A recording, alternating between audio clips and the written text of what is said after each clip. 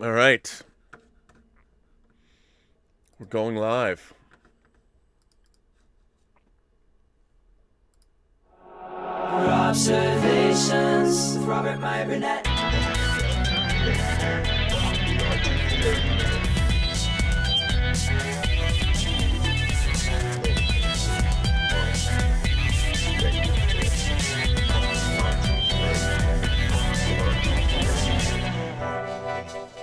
Well, greetings, imagination connoisseurs. Once again, it is I, your Duke of Dope Discourse, your master of fun and wonder, your existential Mr. Rogers and all of that. Robert Meyer Burnett, and I am here with episode 8 of Fully Articulated. This is the show where you see grown men weeping over their toys and having just generally more fun than you are. And I wouldn't be doing it without my favorite Yorkshireman, as you know, HeelsvsBabyFace. How are you, sir? How are you? Oh, fun day today. So I'm really looking forward to this. Hopefully this is going to put a big smile on my face. But it's all good when we're here. I know, right? Business, yeah. Everything melts away, and we get lost in a world of wonder and mystery and men with toys. Let's just be honest, yeah. And I should say that Justin Kane from Justin's Collection is going to be joining us in Australia. Apparently it's 6 a.m. his time the next day. So it's 6 a.m. tomorrow, Thursday for him. But he said he was going to join us. But, I want to weigh in. There's a few things. He said he was going to come here shortly. And I do want to talk about, we have actual toy news to discuss, including something rather controversial, but I should probably wait until Justin is here. But we have a few letters, because I get letters sent to us. We have a few letters. I would like to read you this first letter that comes from BCH. BCH. Dear Robin Az, I've collected 6-scale figures for several years, probably starting around 2003. I started with the various military figures created by a company called 21st Century Toys.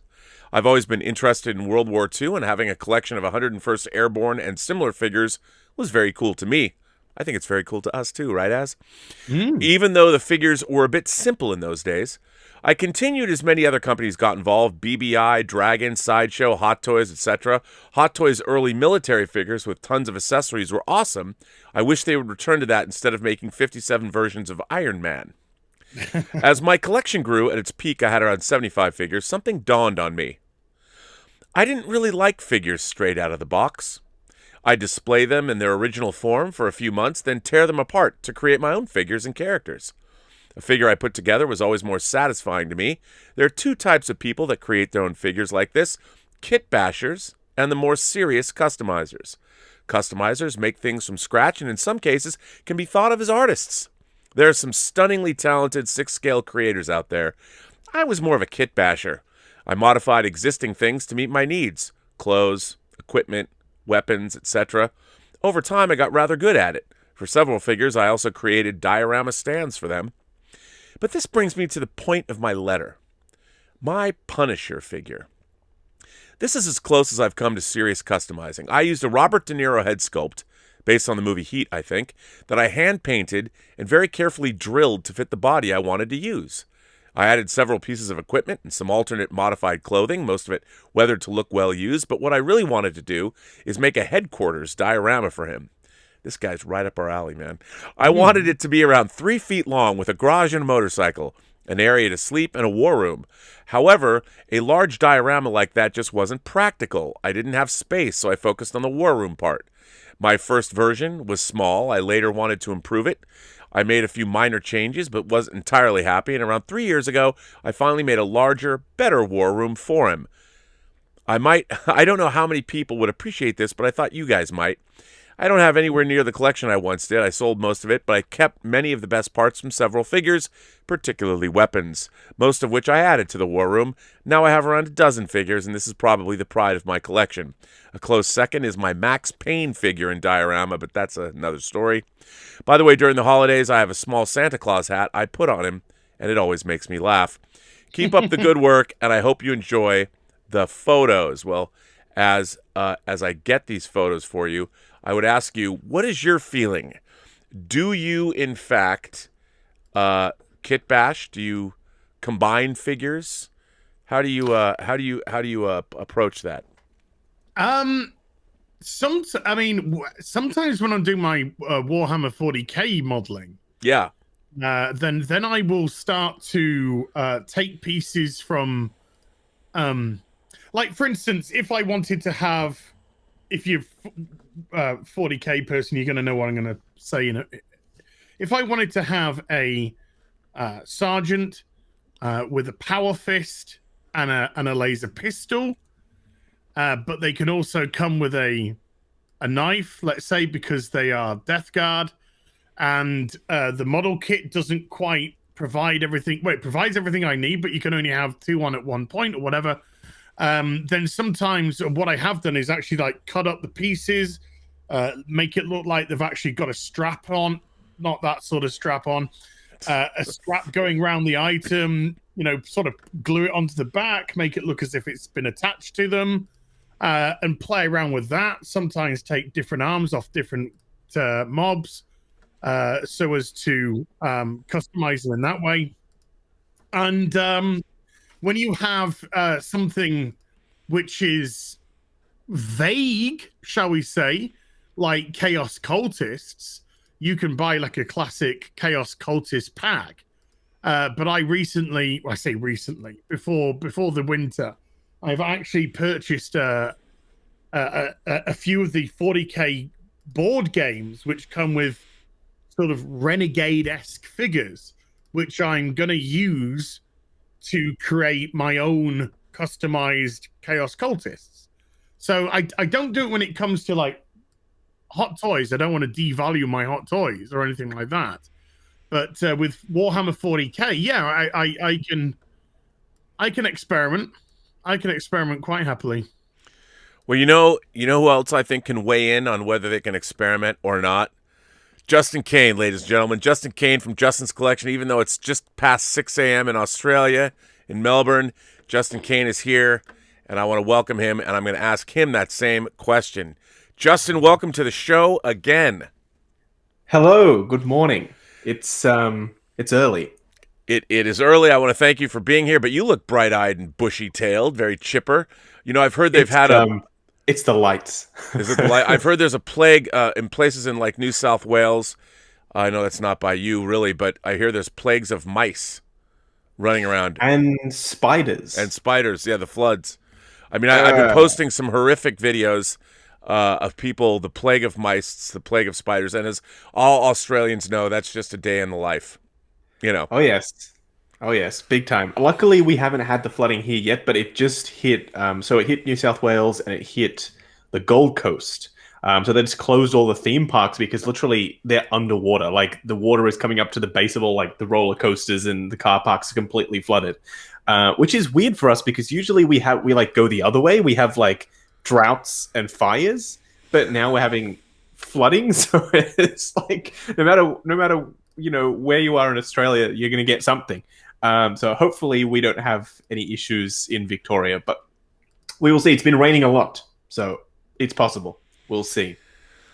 Well, that's not a good thing. Now, I want to ask you this question. We just got a letter from a viewer, and I'm going to show the pictures of his stuff later, who was talking about kit bashing and or bashing together figures, finding third-party stuff, modifying your figures. How do you weigh in on modifying figures? Are you a fan of that? Do you do that yourself? I think anything, and this is just me because I got a little bit of OCD. Anything official Hot Toys, I won't touch. I won't modify. I won't change anything. If it's like changing a head sculpt because I think that like a custom one is better, then maybe. But usually, you won't see me like putting a paintbrush to a Hot Toys figure. But if it's something third party, or if it's something I don't know, recast, and I think that I can improve it, then I'm more than happy to give it a go. But if it's official, then I won't do it. Like this guy, for instance, I just did this project, and I think it turned out okay. I'm not super happy with it, but it turned out Yeah, I was gonna say I want to know where you got that. I've been seeing that in your videos. I'm like, what's up with that, son? Yes, it's a third-party Superman, which is quite surprising because it looks pretty good. So it's full third-party. It's on a massive body, and I painted the suit based on the instructions from a customizer who did it himself, and it turned out okay. I'm waiting for a better cape because I made this one, and it's pretty horrible. But other than that, I'm pretty happy with it. It's not often that you'll see me like repainting or fully, redoing an outfit on something. But this is the first time I tried to paint anything, and I think it turned out okay. It looks pretty good. Thank you. I mean, I think it look. We obviously, if I'm not there to pick it up and touch it, but it looks damn good to me. Thank you. It's just the cape that's kind of bothering me at the moment. I didn't nail it. Let's just say it's the first custom cape I've ever made, and I didn't quite perfect it. What did you make it out of? Just gray fabric. I went to the fabric store, and the woman thought I was a lunatic when she asked me what I was using the fabric for. I was like, so I'm just making a cape, and she's like, pretty small cape, and I was like, not for me, and she was like, okay. You ridicule wherever we go. Yeah, I know. And she just asked the lady that same question before me, and I'm like, oh god, here we go. I've got to say it.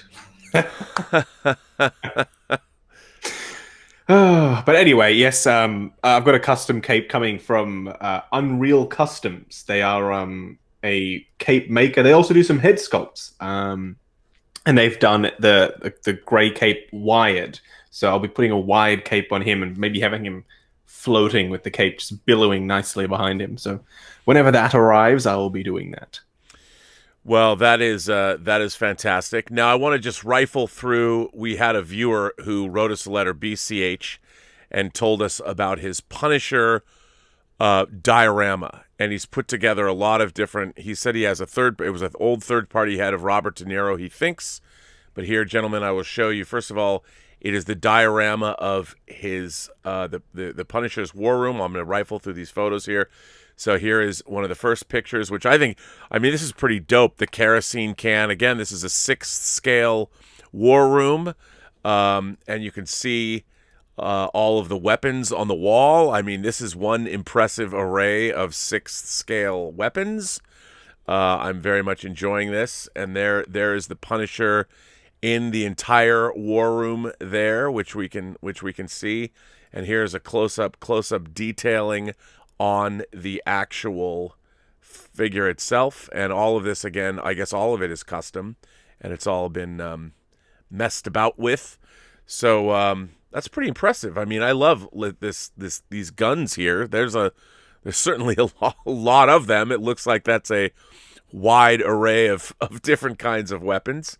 And again, I do like this. I do like this where you can see the kerosene or whatever, the gas, and it's pretty neat. This looks like a film set right here. Like you could walk into this. So that's pretty neat. I really like that a lot. So what say you, Justin? What do you think of that? I like the knife in the wall on the wanted thing. That's freaking dope. Yeah, no, it's cool. I mean, so do you have diorama stuff? Like, do you buy? Obviously, companies like Jazz Inc. are making these things, dioramas and things like that, which we love. But do you buy or do you build? Do you make dioramas? I'm very tempted to. I love the idea of dioramas, but the space that they take up to devote to that one scene is both a blessing and a curse, I think. I haven't, as of yet, found a particular scene that I think warrants that amount of prime real estate. So, not yet. I have reviewed one Jazz Inc. piece, the true scale carbon freezing chamber, and it was awesome. It had a claw that was big enough to hold the 1/6 scale Harnin carbonite. So it was massive. Right. Lit up. But I just didn't have space for it. So it's in storage for now. When I do have space, then maybe I'll do more diorama stuff, I think. Because I have spoken to the Moducase guys in the meantime, since we've been live. And the owner is currently working on a custom design for me, and it should be ready either today or tomorrow, he said. Yeah, no, you were talking about that. When you say custom design, what do you Yes. mean? I was like, okay, that sounds pretty amazing. I mean, so is he literally? I know that he did a custom design for Gem Mint collectibles. I don't know if you know Gem Mint. I But- do, yes. I do. Okay, so he was doing custom designs for Gem Mint as well. Yes. So I think it's a service that they offer to everyone. I think so, at least. But basically, I messaged him. I'd spoken to him about a year ago before we moved, and I haven't spoken to him since. But I messaged him again. I said, "Hey, look, I'm looking to do this now." And he said, "What are your dimensions? What's the dimensions of the room?" So I gave the measurements, height, and then all the walls. And then he said, "What's going to go in them?" So I basically said I got 4 1/6 scale vehicles, 1 Hulkbuster, a lot of 1/6 scale figures, and all the quarter scale figures. I sent him photos as well. So he has an inventory list of everything that I have, and I said, "Look, if you can make it so that I can fit everything in and still have room, that'll be perfect." So he's working on some 3D models apparently for me now. We're thinking those massive. They're pretty sure they're called DF. Yeah, the DF. ones- Those are the ones I have on order. What? Yes. Well, now is he modifying those DFs for you? Yeah, I'm not sure. I got I'm not 10 sure. DF60s on order. Yeah, I was gonna say Ooh. that Az busted on 10 DF. Now, I saw a guy had a display. He had 3 DF60s on one side, then he had 3 DF120s in the middle, and another 3. I really like that configuration. Maybe add a 4th, go 4, but I think that might be too high. But those DF now, Justin, are you going to get rid of the cases that you have now? Yes. So that was the. Yes, I'm hoping that they subsidize a little bit of the purchase of the Bodu case because they're going to be pricey. But I do think in the long run they're going to be worth it because also I'm going to be able to free up a room, which is always good. I don't know what we'll do with the room, but it's good to have one. But yes, I'll be able to condense into one room, and then that means I'll be able to actually see the figures because I barely ever really go in there. It's like the room really has no function other than just to hold collectibles, which is fine.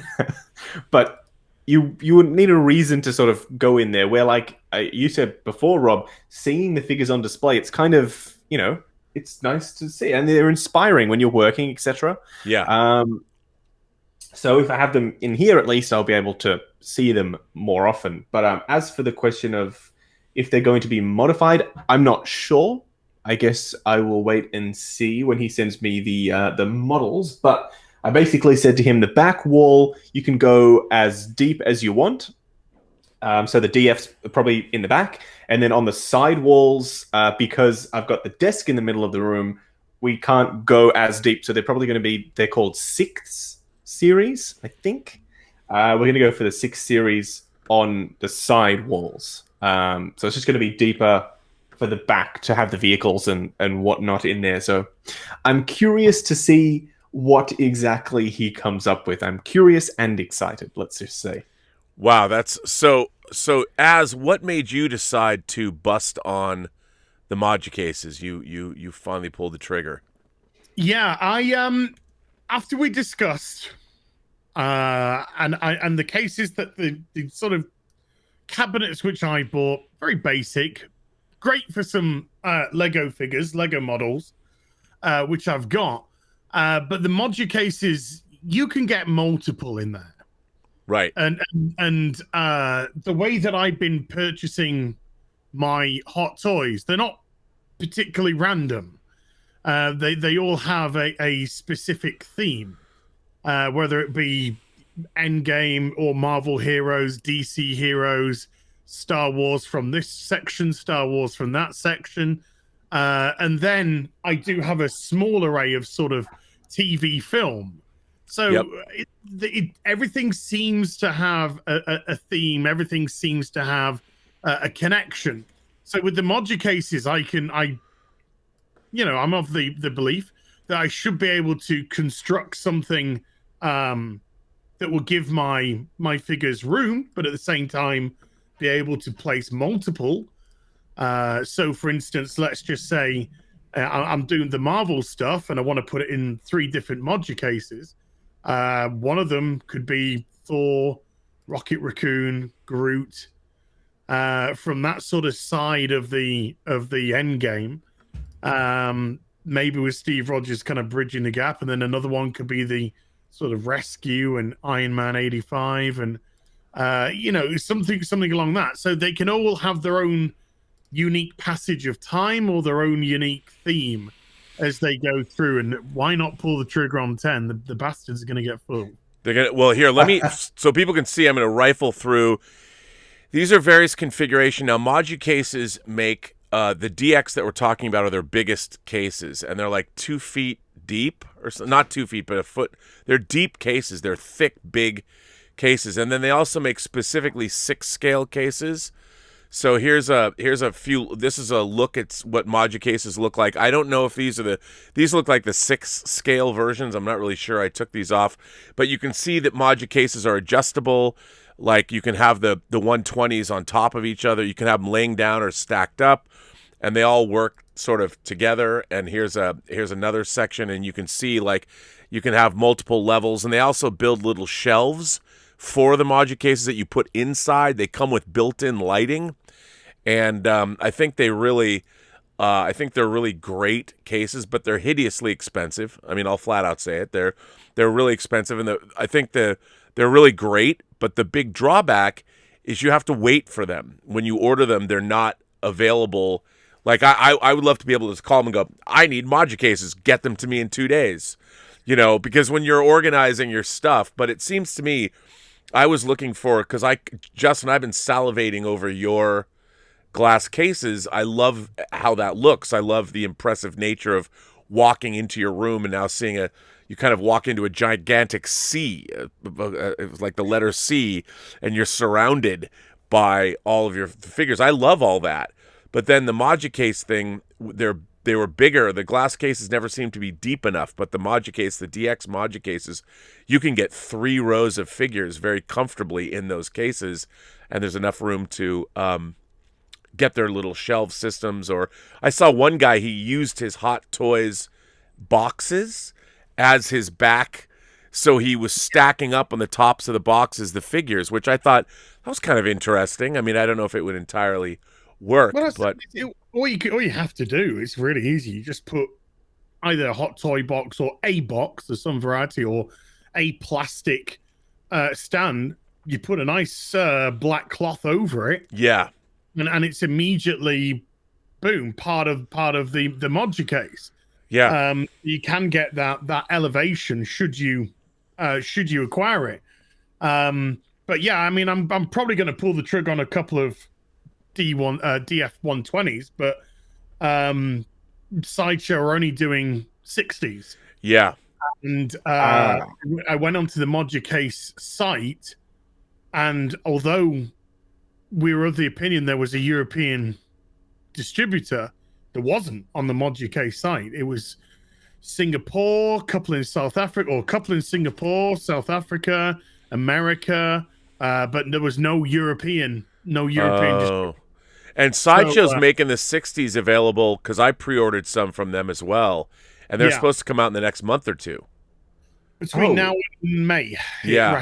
Between now and May. That's not too bad. No, and I figured, because I'm moving stuff around in here anyway, and by that time, because I think in a DF60 you can it'll fit the Hulkbuster, I think. Oh, yeah.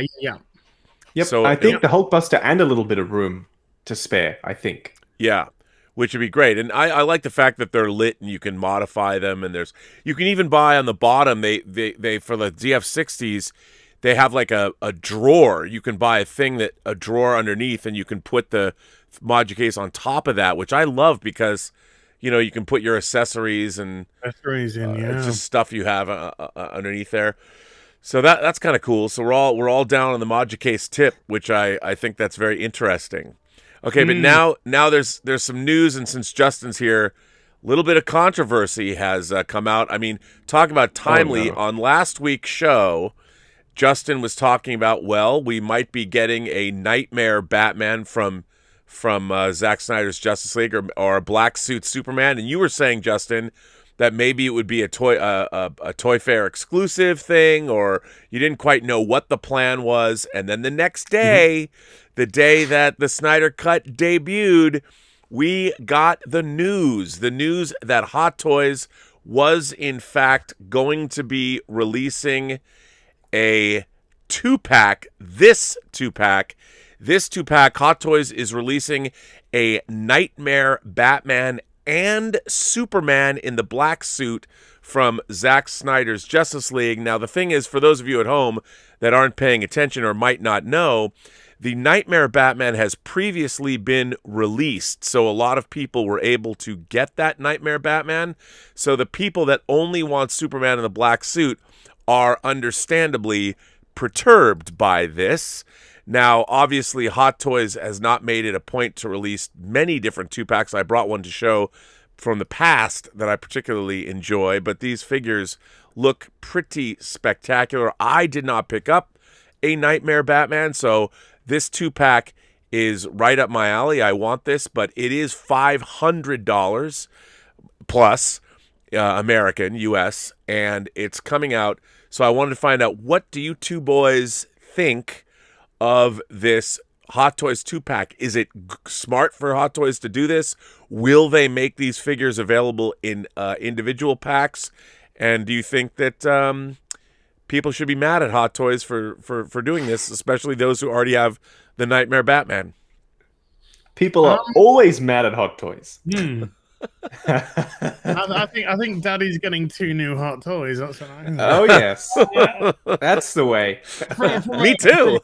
Yeah, from a selfish point of view, to me, because I needed and wanted them both, so it's all good.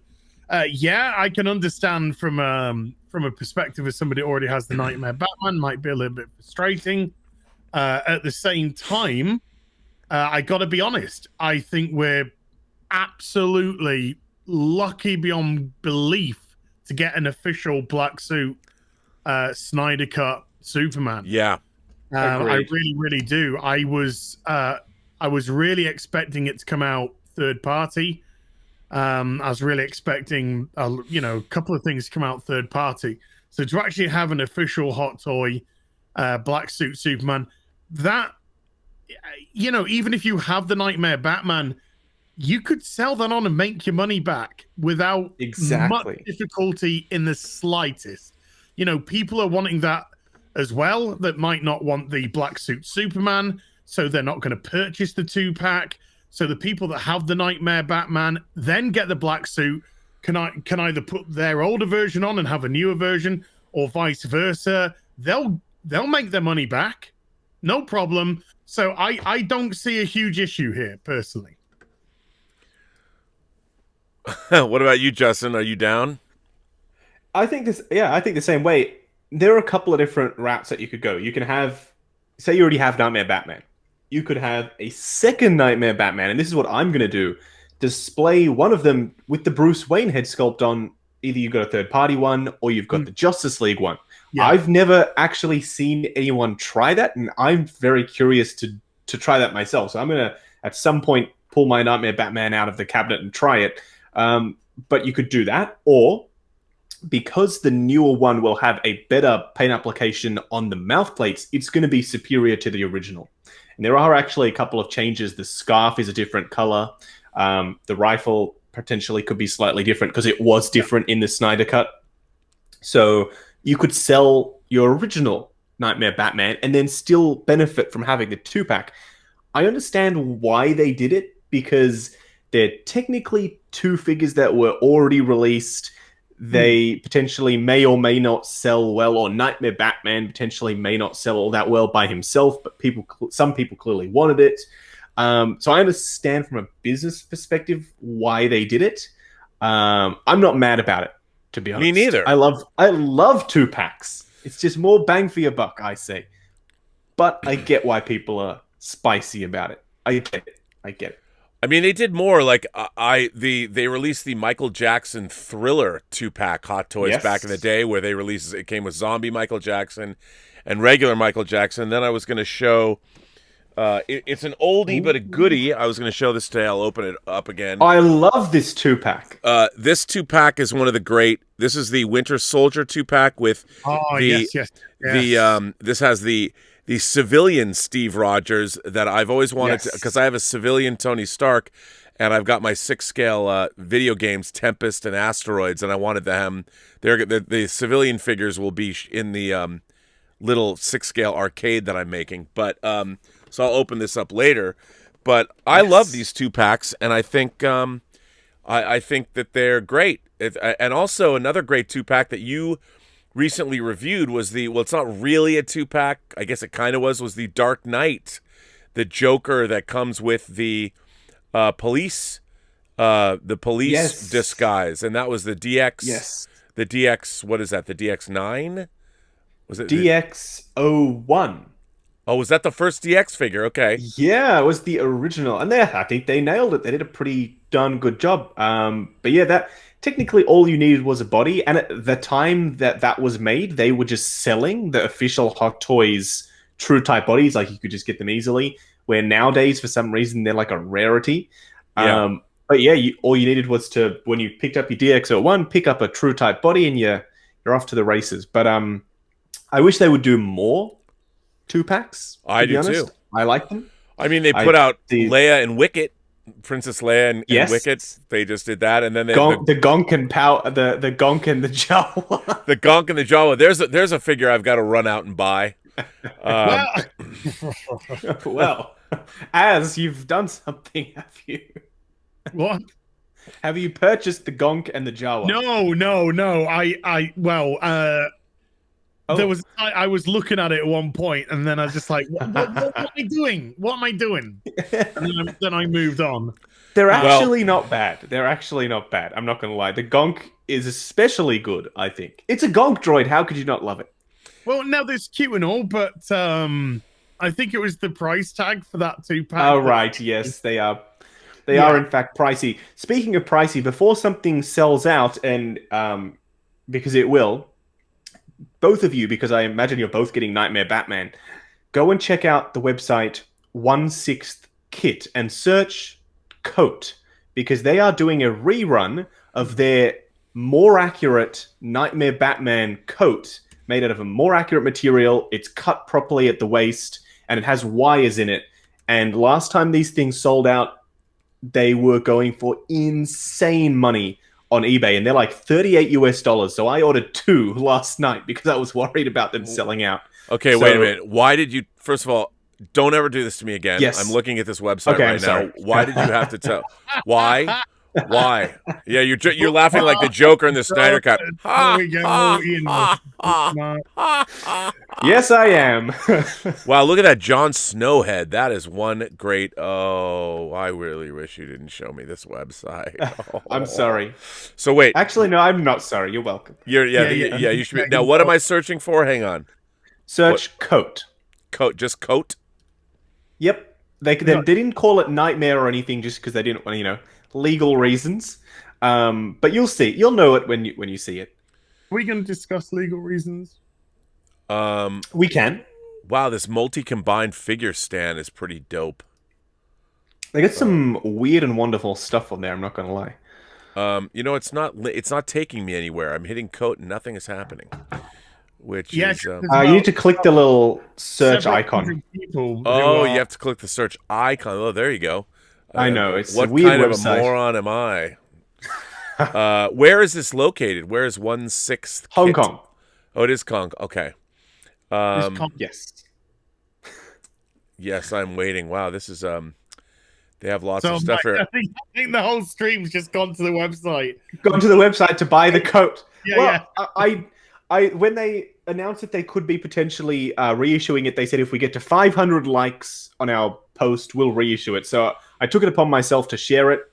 They got obviously past 500 likes. So I feel like I'm helping them sell a few more coats because I unfortunately might have tipped the scales into them having to make more of these damn coats. I noticed they've got a Jessica Jones figure here. They That's do. pretty dope. Pretty good. Yeah, that's really good. I might have to. That's pretty nice. All right. They do have some pretty awesome third-party kits, outfit sets. They specialize in, well, I guess the name of the website will tell you all you need to know, 1/6 Kit. They do a lot of their own collabs with creators, and they'll make outfit sets like they did Luke Cage with the same guy who's sculpting the Homelander head sculpts for Star Race. Ooh. Did the head sculpt for Luke Cage, and it was awesome, but unfortunately it's long since sold out now, but it was amazing. So they'll do these custom sort of collabs every now and then, and this coat is their own creation, and it says it's out in April, so not far off, to be honest. And I'm super excited to finally have this damn coat. Yeah, I'm going nowhere on this site. Yeah, I can't. Oh, really? There's no code. It won't let me go there. Maybe it's sold out. Sold out. Let me check. Wow, that's very sad.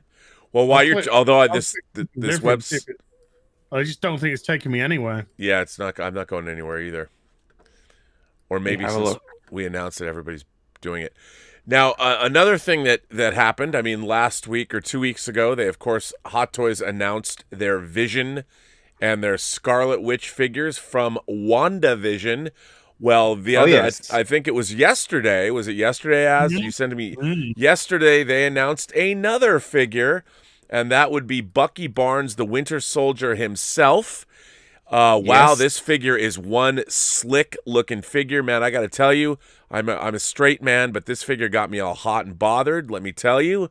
I looked at that, and it's pretty amazing, and I really think this head sculpt is great. He almost has a little Wolverine look to it, but there's here's his facial sculpt, and I mean, I look at this, some of this photography, you look at this is an incredible head sculpt, an amazing figure. They just dropped this yesterday. Again, it doesn't come out until fall of 2022. But hell, why not? You know what? I as we've said on this show, I feel pre-ordering these figures is an affirmation of life. It means you're going to be here in 2 years. So, what do you guys what do you guys think of the Winter Soldier figure? And where's Falcon? Are we going to get a Captain America Falcon? What's going to happen there? That's why they didn't announce a regular Falcon with this.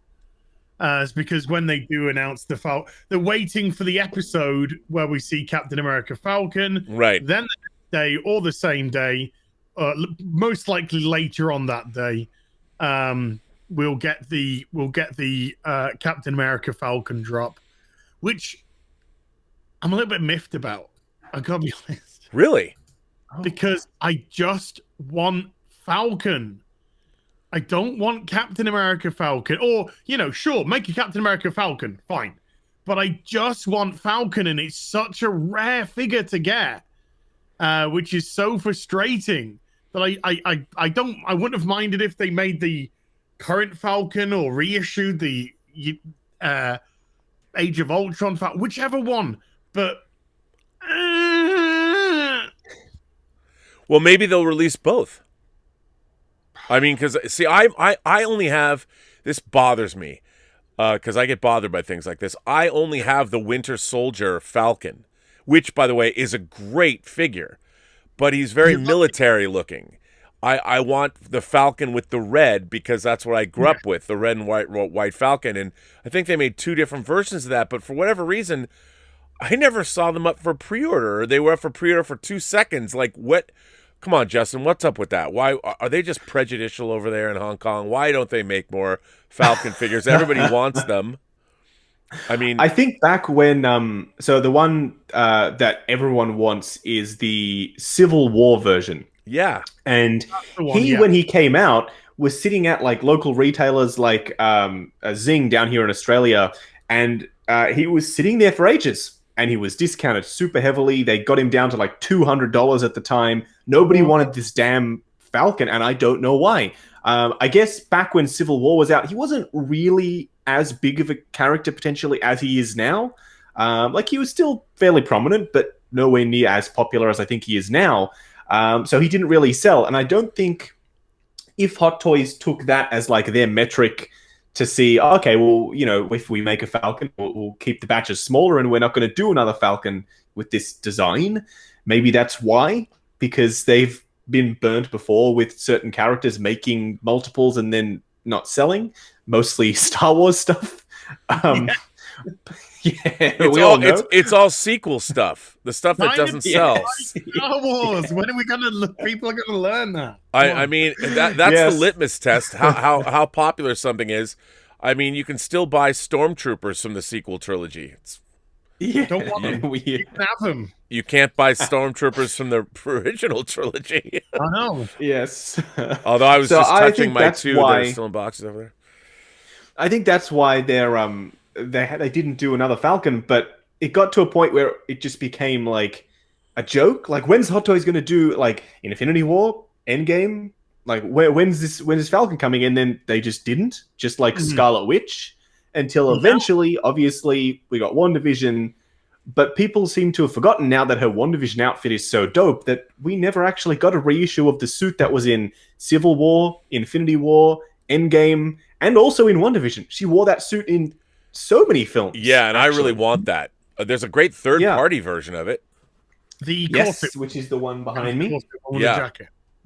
Yes. So I don't think that we're going to get a reissue of that Civil War / Avengers style, but I wouldn't be surprised if there could be two reasons why they didn't announce Falcon. And by the way, why bother announcing the Winter Soldier by himself and not just hold on to him until Falcon is also up for pre-order? Like, I don't know. It's so weird because people aren't hyped. Like, I've barely seen much chatter about Bucky. Everyone that's put a poll on Instagram saying buy or pass, do I pick it up, do I not? It's like 70% don't buy and then like 30% buy, which is just insane. It's a great looking figure, though. It could easily pick up when Falcon comes. I don't know if it's us that's had this conversation before. If it is, just shut me down. At the end of Age of Ultron, yes, there was multiple things which happened which we never saw that were cut from the film. Yes. Number one, Scarlet Witch actually had a very Scarlet Witchy costume, which they did away with. Yes. Two, Unfortunately, Quicksilver was alive. Oh. Because he actually healed from the bullet wounds because of the metabolism that he has. So it looked like he had died, but the reveal was at the end of the film he was alive. And that was meant to be like a big reveal. But they decided, no, we're going to keep him dead. And that was a relatively last minute because that was filmed. Quicksilver was filmed in costume. So was another character with a stand-in actress because they hadn't cast the actress for the role. And that was Captain Marvel. Captain Marvel actually appeared at the end of Civil War when Steve and Black Widow assemble the new troops. So there was Quicksilver, Scarlet Witch looking very Scarlet Witchy, and Captain Marvel as well. So things could have turned out very differently as regards to the release of certain figures from that film if they'd made a couple of different decisions. Well, technically, they made that suit, right? For that quick 10-second reveal of her in that suit. They made that figure. And I didn't buy it. I wish I had. It was shown at a Comic-Con when WandaVision and then Doctor Strange Multiverse of Madness was announced. They showed the Doctor Strange suit, but they also showed, they call it the New Avengers suit. They showed that suit with a plaque that said Doctor Strange Multiverse of Madness, so everyone just assumed, oh, okay, that suit is then going to be used in Multiverse of Madness, but now I can't see her going back to that suit after having this new suit. So I think that's done. I think that's dead. I don't think we're seeing that again. But Hot Toys have been known to make weird stuff like that. Like from literally a 5-second clip, we get a full movie promo figure of that Scarlet Witch suit, but for some reason, no Falcon. Yeah. It's just so bizarre. It is bizarre, and you'd think that they would like that. This Winter Soldier, I love that figure. It's a great head sculpt. I love the accessories. The wing unit is really, really cool, but it's just, it looks too military. There's no color in it. So I wanted to get. I slept on I slept on Quicksilver, which I need to pick up, and I slept on other Falcons, which bother me because. Anyway. By the way, I have another letter that I want to read. This comes from Pasty Coppertop. Pasty Coppertop. R&B, I just love fully articulated and hot toys with Az. Just seeing someone with so much enthusiasm about something, I find awesome. My wife even watches with me. She chuckles to see guys loving toys the way you all do. I explained to her that they are action figures, just to mess with her. I enjoy 12 scale figures a bit more because they're a bit more affordable, and I actually do not like having real life portrayals of the characters. I'm more drawn to the comic renditions of the characters. That's cool. Of course, that does not work for all the characters, as some of them are real characters and not in the comics. As a matter of fact, your Last Samurai figure is rad. That goes for all your samurai. But lo and behold, my wife says, instead of getting a new watch every year for our anniversary, I'll be getting a hot toy. Wow, what a gal, I say. So that may happen, yeah. I have a question for you, though. I watched a video with Justin shopping at a pop culture warehouse sale. He got some great deals. I wanted to know if there's anything like that in the U.S. Thanks, Kevin. Well, I watched that video of you going to that pop culture. Why don't you tell the viewers at home what that was, Justin? Yes. So basically, our supplier, our sideshow, technically, for Australia, is called Pop Culture. And they're the official Hot Toys distributor. And whenever they get returns or they have to do replacements and stuff get sent back to them, once every 2 years, they will hold a warehouse sale. And lucky for me, the warehouse is in my state. It's about 2 hours away, and we can drive there. And they will sell off the damaged stock that's been sent back to them, and they'll sell it for really cheap. And some of the stuff that's wrong with it is so stupidly minute, because that's how we are as collectors, of course. Like I don't know, there's a hand that, one finger, that was the problem with my Mark 46. A finger was loose. Everything else was fine. It was just one finger that was loose, and someone had sent that back. And this was when the Mark 46 was sold out. You couldn't find it anywhere. I went to this sale, and they had like 5 of them with varying degrees of problems. So it's good, but unfortunately, I don't think there's anything like that in the States. I don't think Sideshow does it. It's a bit weird, because you'd think that if of any company, they would have a lot of that sort of stuff. But then again, they ask you to destroy the figures rather than sending them back, right? Yes, that's what they did when I received a damaged statue. Yes. They said, we'll resend the arm, a brand new arm for you, but can you please destroy the current arm that you have? Yeah, that's what I'll do. Yeah. No. Some people don't destroy, though, and I've seen people like get a replacement Superman body or something, and they're like, now I've got 2. Ah, damn. Good idea. Here in LA, we have a like every week. Frankensons? Yeah, Frankensons. And So there's a couple of really great figure dealers there that have a lot of third-party stuff. They sell custom stuff, but it isn't necessarily cheap. Although they're open to bargain. Like if you take a lot of money with you, you could probably get some deals. But if you're looking for a one-off, maybe not so much.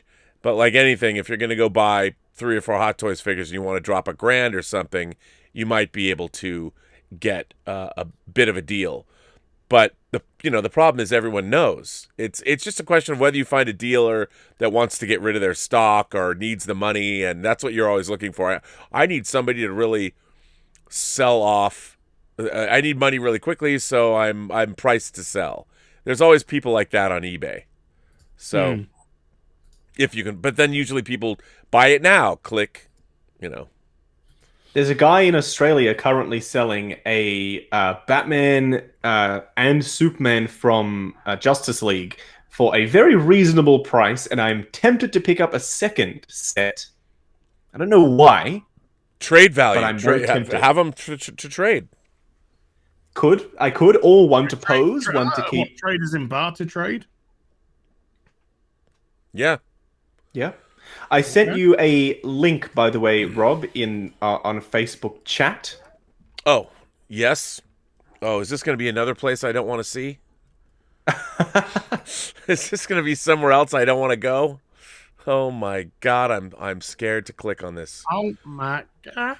Oh. Is it working now? Yes, it's working now. We crashed the site, I think, so now it's back on. Oh, okay. Okay, I'm gonna send this to Az. Did you send it to Az? Yes. Oh, Az. Okay, there you go. 1/6 kit.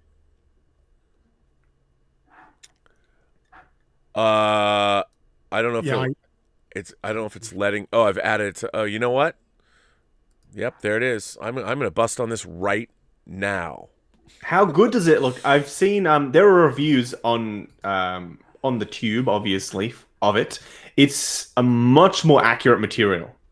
It is definitely a required upgrade for Nightmare Batman. Yeah, it looks amazing. It is a beauty. Oh, okay. Weathered trench coat. Yeah. Yes. Although now it's not letting me go into the cart.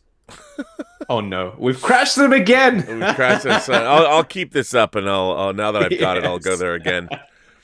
I'll go there again. Oh. May have a better look at this. Have a better look at this. This does definitely look more weathered. I'll tell you that. Oh, it's a proper. It's not that like the Hot Toys one has this like glossy sort of sheen to it. Like it's like a pleathery, but it's also very glossy, which is a weird finish for a coat that's been in the desert. Where this one's like rough and has that sort of worn down texture to it. So I think you should be able to, number one, pose it more because you're not worried about cracking any pleather trench coats. And worst case scenario, if you do, you've got the official Hot Toys one still in the box, right? Yes. So I think it's a win all around, especially for $38. Usually, like custom capes run you about $100, and that's just a cape. So for a fully wired trench coat, that's a pretty good price. Yeah, I think that's the price. I'm pretty sure. That's a pretty decent price. Yeah. Well, do you gentlemen have anything you'd like to show today? Well, speaking of 1/12 scale figures, because the gentleman who just wrote to us spoke about 1/12 scale, I've got some mini Hot Toys to show. Wow, they're okay. actually made by Mezco. I don't know if y'all. Yeah, I get the 1/6 or the 1/12 scale. So is that those? Yeah, it's pretty good for a little mini fully clothed Batman. Are these Snyder Justice League figures, or are these just regular Justice League figures? That looks pretty damn good. This is BVS Batman. So this is one of the earlier ones. So the head sculpt isn't perfect, but it's not horrible. I'm not going to lie. I love the outfit though. This is BVS Batman. Yeah, it looks great. And then this one is actually is that a cloth? Is that cloth? Is that Batman cloth outfit? Yes, he's full cloth. Wow, that looks fantastic for I mean, it really kind of that's really great for a 12 scale figure. Wow. Because normally, you know, the fabric looks that good on that figure. That's pretty impressive. Yeah, the only reason I like to pick up these smaller guys is because, let's be honest, we're not really messing around and posing our Hot Toys as often as we would like. Right. So these are just fun, still pretty high-end versions of the characters that we can sort of, you know, play around with and pose and not have to really worry about it because they're, you know, a little bit less expensive than our Hot Toys. But this is because when I started collecting these, unfortunately, the Superman was long since sold out. So this is a third-party version of their Superman, but the head sculpt is actually from 1/6 kit, and I'll remove it so I can show it up close because it's actually a mini It's a mini recast of the Hot Toys head sculpt. So Wow. it's a teeny tiny little Hot Toys Superman head sculpt that basically how they do it is they recast it over and over and over and over again until they shrink it down to 1/12 scale, because every time you take a cast of something, it gets smaller. Right. So that's exactly what they did here, and it looks way better than the Mezco Superman head sculpt that this guy came with. But yeah, I thought I'd bring in some little guys because they're fun to pose rather than ruining our pricey big boys. That's But at the same time, I did try because I did get myself a Mezco Catwoman. Oh, yes. I just can't deal with the 1 in 12. They're not the same. They're not the same. Oh, No. There's something which is just not functioning for me. They're not a replacement, I don't think, for 1/6 scale, and I don't buy them all. I just buy the ones that I like, to be honest. But I totally get it. The 1/6 scale feels more premium, more substantial. So, yes, 1/12 scale is not really a replacement. And I just like to look at them and, Yeah. kind of appreciate. But I agree. got something, and my something is rather big. Oh. Ooh. Okay, it's rather big, and it's just like all of me, unfortunately. But it's very fragile, and Let's take a gander. What is it? I'm very excited to show this. And some have seen it; they've had a little peek, but here we go. There we go. Yeah, this is the there, but now it's all been built up. The blacksmith took hours.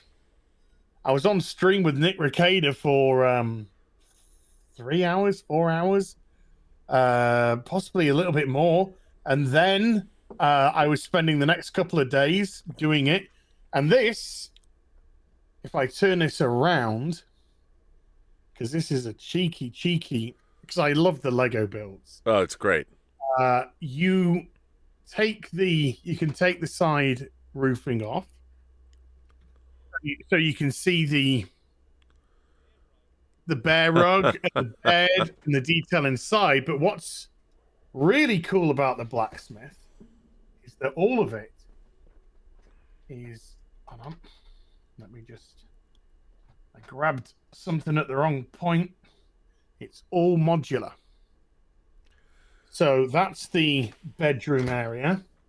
And if I take off the next module, then that will actually go down into the kitchen area. Wow, that's really cool. So you have the beautiful kitchen area, and of course that's tagged onto the end. So you got the blacksmith sign. You have the staircase which leads up. Of course, as ever with Lego, all the windows, etc., open beautifully. And then that leads to the final part, which is the base part, which is the actual smith itself. And you have the blacksmith inside with his anvil, tools, equipment. And one little final bit of fun is that the forge actually lights up. That's amazing. Now, did that light come with? Did that LED come with the kit? Yes, it did. And it's actually inbuilt to the Lego brick. All you had to do was pull out the plastic, and then this bellows, which is on the side here, pushes in, which completes the connection. So you save. That's going to preserve it for a long time, and that's part of the the Lego ideas. And this was such a pleasure to build. The tree, I should show again, but the tree was so complex to build up, because the instructions were a little bit, you kind of weren't too sure what was going on at some points. Yeah, when I got the tree together, and then because the branches can slide, pose the branches to make it look like more of a full bodied tree. Yes. So if this sells well, I mean, there is a rumor a castle could follow. So I really hope it sells well, because if a castle comes with in a Lego Ideas, yes, please. Now, is that part of a specific line, like medieval town line or whatever? Well, this is kind of like a one-off now. They used to do like a castle Lego line many years ago, and it came in various forms, and it came in and it came out, but it always seemed to like come back in some form or another. And then there really hasn't been one for a long time now. So this has just come as part of the Lego Ideas range, which is like more adult-based Lego building. And they've gone back to the old theme. I mean, that's the typical Black Knight soldier, but it's been souped up. It's now got pauldrons and nice hair and nice face, etc. But that's when I was a kid. That's what you had. You had the Lionhearts, or the Lionhearts versus the Black Knights, and those were the warring factions in the Lego Castle set. So with this being a one-off, if it does well, it'd be wonderful to see more sets that could go along with that, because that's just going to look brilliant in the cabinet. That's going to look so good in the cabinet. And I'm contemplating printing out backgrounds to go on the back panel of the cabinets anyway. So you could produce yourself a beautiful background just to go with that. Slide it in. Excellent. And you do get a little horse and cart as well, with another soldier, as they're coming along to the blacksmith to get their stuff fixed. But yeah, it took a lovely bit of time, and I got so many different sets. I showed off the Mos Eisley Cantina. Oh, you got that? That's awesome. Right there. Oh yes. Did you not see that? No, we can't see it. Oh my lordy! Come on, man.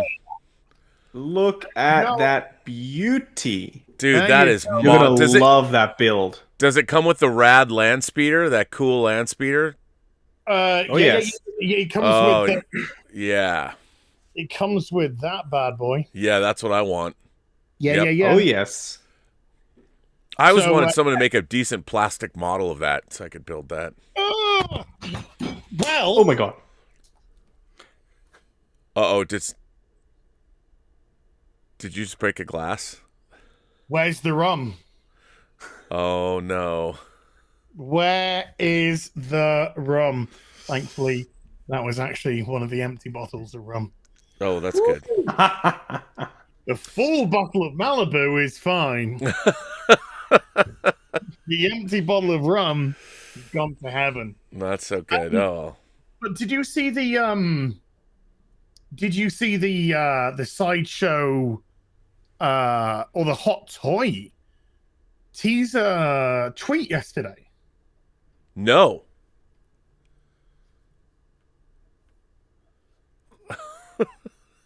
Hang on a second. They tweeted out, and it just said Hot Toys Echo Base. Ah, yes. It's a new store in Hong Kong. Oh, fuck. Yeah. Yeah. Instead of Secret Base, now it's Echo Base. They've got Secret Base, they've got Rebel Base, and now they will have Echo Base. Oh. And just to put this in perspective, the rent and overheads for Rebel Base alone is apparently in the millions. So what? A year? Because it is in one of the most high traffic areas. I don't know what it is now, obviously, because of COVID. But when they first opened it, it's in like the luxury section. So like you'll see Prada and Gucci and all that sort of stuff there. So they put a Hot Toys store next to Prada and Gucci in the fashion mall. As well they should, by God. As well they should.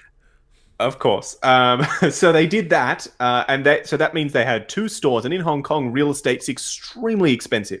So they must be doing very, very well to open a 3rd store in Hong Kong.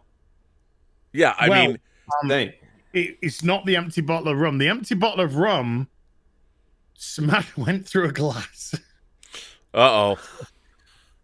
So that really heavy thing, it's a glass.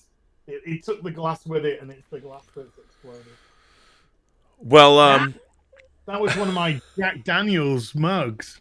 And I'll send you one. not Jack Daniels. Oh my God, my brain. Captain Morgan. Oh. It's a Captain Morgan mug. Why Okay, should I? still gravy, baby. I think I should show, since I opened it up, it's a 2-pack. We talked about it. One of the best 2-packs I think Hot Toys ever made.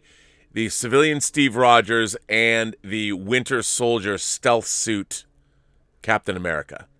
And I will just quickly, for those, I don't know, Justin, this is what, 5 years old? 6 years old?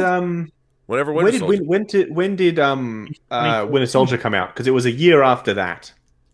Winter Soldier, I think, was 2014. So yeah, 2015. So it's getting older.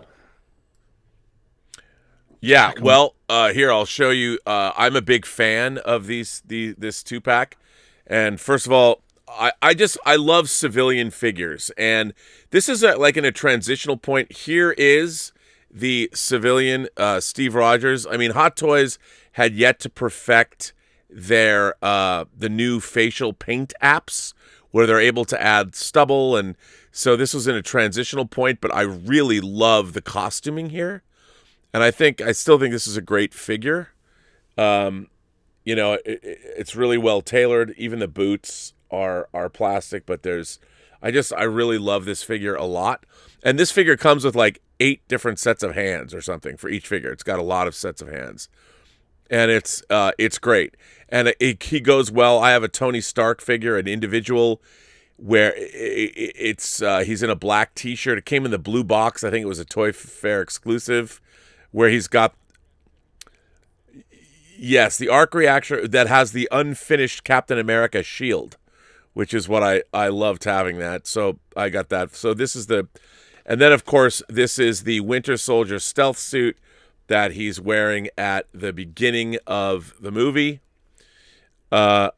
which is, it's great. And he also comes with just the mask. Like this is a sculpted head. But again, the suit, the boots, really well tailored. I love this figure. I think this is a great figure. But what's really great, and you don't always get this for Captain America, these shields, comes with 2 different shields, are die cast. These are metal shields, and man, I love them. And why don't they make metal shields anymore? I mean, these are my favorite shields that ever came with a Captain America figure. They're fantastic. The coloring, the blood. I mean, it's just, what's not to love about these figures? I'd like to think it's blood, but yeah, it's probably red coming off. But it does look like, this does look like, it could be the red coming off, sure. But I'd like to think it's blood. It's true.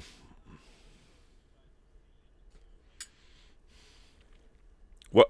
Wait, so it's good stuff. So I'm sorry, what were you guys saying?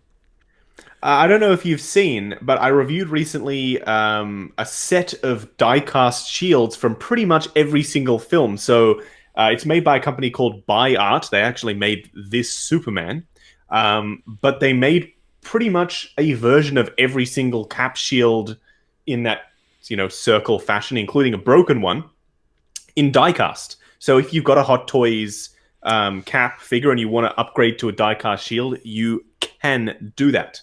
Nice. I do have an interesting story about my 2-pack of Cap and Steve. So when I got mine, the shirt the white t-shirt was starting to fray around the top and around the bottom. So the stitching had come loose, and the bottom, because it's like a fold over and they've stitched it, it was coming loose. So I thought, who would you take a normal shirt to if the stitching was coming loose? You would go to a seamstress, right? So that's exactly what I did. I took a 1/6 scale t-shirt to an alterations seamstress, and I was like, "Hey, can you fix this?" And she looked at me and she was like, "Oh my god, what is this?" Dude, that's why you're the best. She fixed it though. You're the best. She fixed it. And I was really, yeah, she did. She was like, "Yep, no problem. Come back in an hour." She did it, and she was like, "I double stitched it so it shouldn't come out again." And yeah, it's been fixed. So I was really happy about that. But it was a very weird conversation to have, because we're not really into 1/6. Like if I was in Hong Kong, it would be a non-issue. Like you could take it in and they'll be like, "Oh yeah, it's fine, no worries. We know what this is." Yeah. But here it was like, what the hell? Well, only us. Only on this show would we admit we take our 6 scale clothing to seamstresses. That's why people watch this show. Because we take it seriously. This is serious business. Of course. It is serious business, by God. It's absolutely serious. I smash mugs over this business. I'll send you a Justin's Collection mug, as I know it's not the same. Thank you. I appreciate that. Do you have Justin's Collections mugs? Yeah. Oh, absolutely. I have a shirt that says "Shit Justin Says," and it has all of my catchphrases on it, and there's a poster as well. I'd get that. I'll put that up here. I'll put that up in the Raw Observatory. I have to order some of my own merch. It's a crime. I spent ages, because people were saying my merch was too boring, right?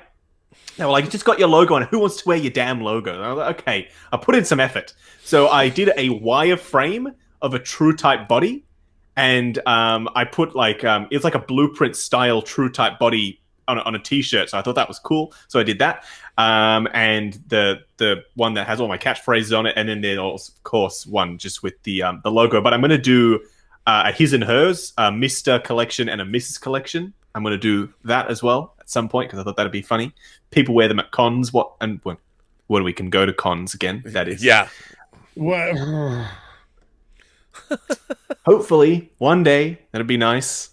They're trying to make international holidays illegal in the UK now. Yeah, we can't leave the country. We can't leave the country either. I mean, I kind of hope that all of this is just a smokescreen as a prelude to an alien invasion. You know, that really all of this, it's like the X-Files globally, where our governments are in cahoots with our alien overlords that are coming here, and they needed to come up with something like, look, in Close Encounters, they came up with a nerve gas attack that sort of they put the animals to sleep, but no one knew that. And so this entire pandemic has just been a year of softening up the entire human population to be ready for the arrival of our alien overlords. I'd like to believe that's what's going on. And they just, because I'm ready. I'm ready to submit to alien rule. If can't fight, so am I. Yeah, I mean, that's the thing. I think that's part of it. The aliens are going to come and they're... Shippers, I'm there, mate. I'm there. Yeah, they're going to eradicate all of our disease. And, you know, if we can go to the movie theaters again and like, while they're at it, get rid of COVID, just get rid of all the diseases. And I'm happy to do 40 hours or maybe 20 hours of slave labor every week, as long as I can if I can stream on YouTube, you know, and still see a movie occasionally, and as long as the mail service works and maybe cut down on shipping from, say, Toys Wonderland, it'll all be good. I mean, like, if I could get... Maybe they'll have a different way of transporting things from Hong Kong to you. I went to the cinema last night. You did? Yes, our cinemas are open, luckily, and I saw Godzilla vs. Kong. Wait a minute. We're an hour into the show, and you're just now mentioning this? I know, I'm sorry. Come on, man. All right, well, what's the review, son? I loved it. It was super entertaining. It had a bit of that, I don't know how to describe it, that flair that Kong had, the film Skull Island. It had some of the 70s style music, which I really liked. But yeah, it was entertaining. It was I would see it again, and I don't see a lot of films twice, but I would go back and see it again. And Steph loved it as well. So Okay, very entertaining.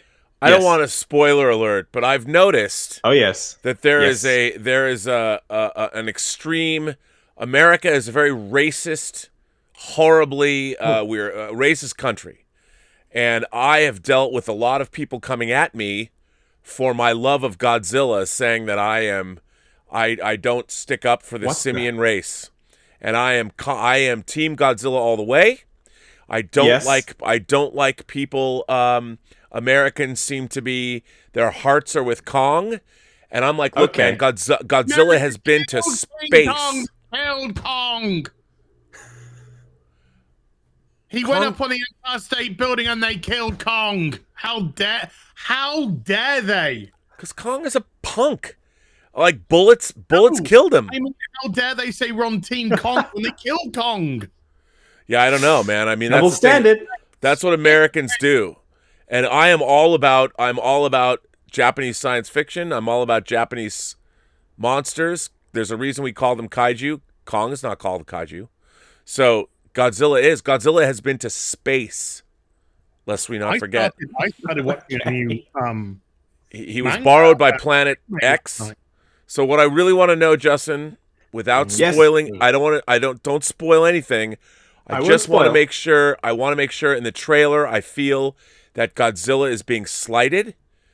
Kong has like some Stormbreaker to smash in Godzilla's face. I feel that because it was made by American filmmakers, that there is definitely a U.S. bias, and I want to make sure that I just want to know before I go into this movie to make sure that the horrible racist America has not made a movie that is that's imperialistic and does not give Godzilla his or her due.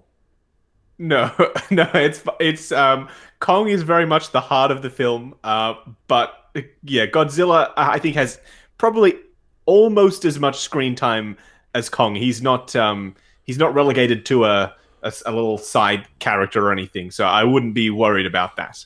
I mean, Godzilla's name is first on the title, after all. Exactly, and for good reason. He's still in the film substantially, so I wouldn't stress too much about it. I wish Funko Pop, and nobody looked this up if you haven't already been spoiled, but I wish Funko Pop hadn't spoiled me. They always seem to do that. When Shazam was coming out, we walked into Zing Pop Culture, and bloody dead Kong Funko Pop on the day before, of Shazam coming out, they had Funko Pops of the whole Shazam family. And I was like, okay, thanks for that, Funko Pop. Why would you do that? And they did the same thing with. Of course, we bought them. Yeah, they did the same thing with Godzilla versus Kong. They had a spoiler alert. Funko Pop, that is graceful. Bastards, can't believe them. But anyway, it was sensational. I would definitely go and see it again. But my bar for enjoying a film is relatively low. As long as I'm entertained and I'm immersed in the world, then I'm happy. It doesn't have to be an Oscar-winning film for me to have enjoyed myself. And I loved it. Well, that's good to know because I'm very excited as a lifelong monster fan, kaiju fan. I'm very excited that. When are you seeing it?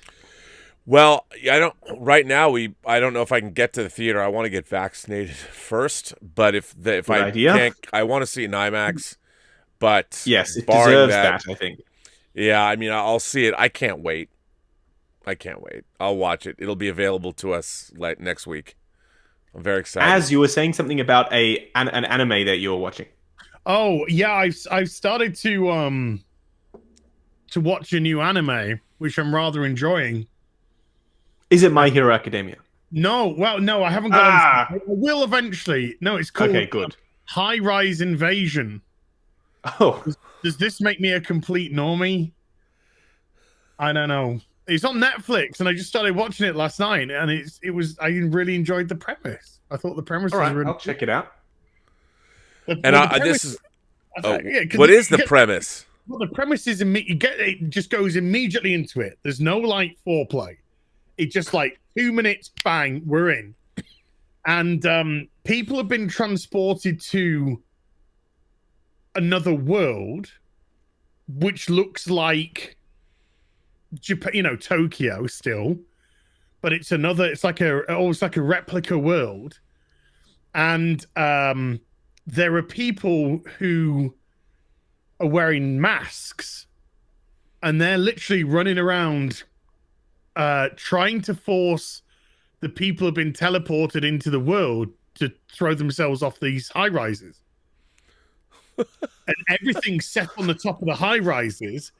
You don't go down to the bottom. The only way you go down the bottom is by getting thrown off the edge, go off the edge, either by your own volition, hopefully by your own volition. That's the plan. All the staircases in the buildings, they're all shut. Everything's locked, it's all shut, locked up tight. And then it starts to reveal what's really going on at stuff. But it was like crazy. It was like crazy start. And I just last night found I was watching like 6 episodes in a row. I was enjoying it. Wow.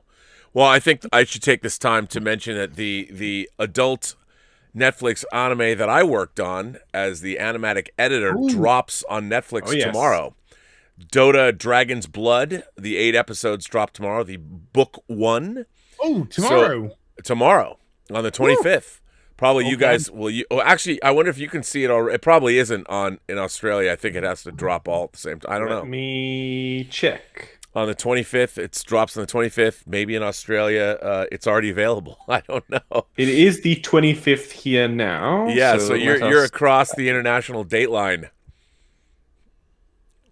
which is exciting. Yes, it is available. Never mind. Coming Thursday, and today is Thursday. So Netflix, you should figure out what you would like to do with that. But it might come at midnight, or it'll probably be Our crossover time is 6 or 7 p.m. So we get Superman and Lois a day after all of you guys, and we also get it at 6 p.m. So I've been trying to avoid seeing any spoilers because I've been enjoying that show. Surprisingly, I don't like anything CW.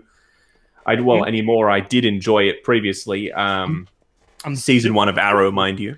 I've been enjoying it. Last episode behind. I've still got to catch up. Do you have something more to show? I have one more thing I wanted to show. I wish I did. Just because I pulled it out. By the way, there's only going to be 1 Hot Toys release for March. So we're almost at the end of March. There's only going to be 1 figure this month. And it's been... Yes, the last figure that came out was IG-11, and he dropped around the 20th of Feb. So it's been a very long time since we've gotten anything. Yes. Wow. You'll get him maybe in a couple of months if it's from Sideshow. Yeah. I'm going to open. I'm going to open what I think is. I mean, I used to have them on display.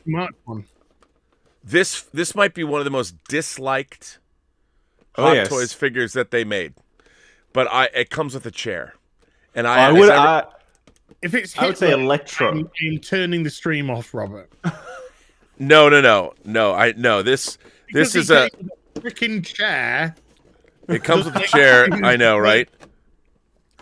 First of all, I will show you, as everyone knows who watches me on social media, I have an action figure chair fetish. Oh, can we guess by the chair? Yeah, okay. Try. I already know. Yeah, he knows what. Here, let me go full frame on this one. Here's the chair that this figure comes with. It's not quite as good as the Throne of Wakanda, but it's one hell of a great chair. It's a good chair, right?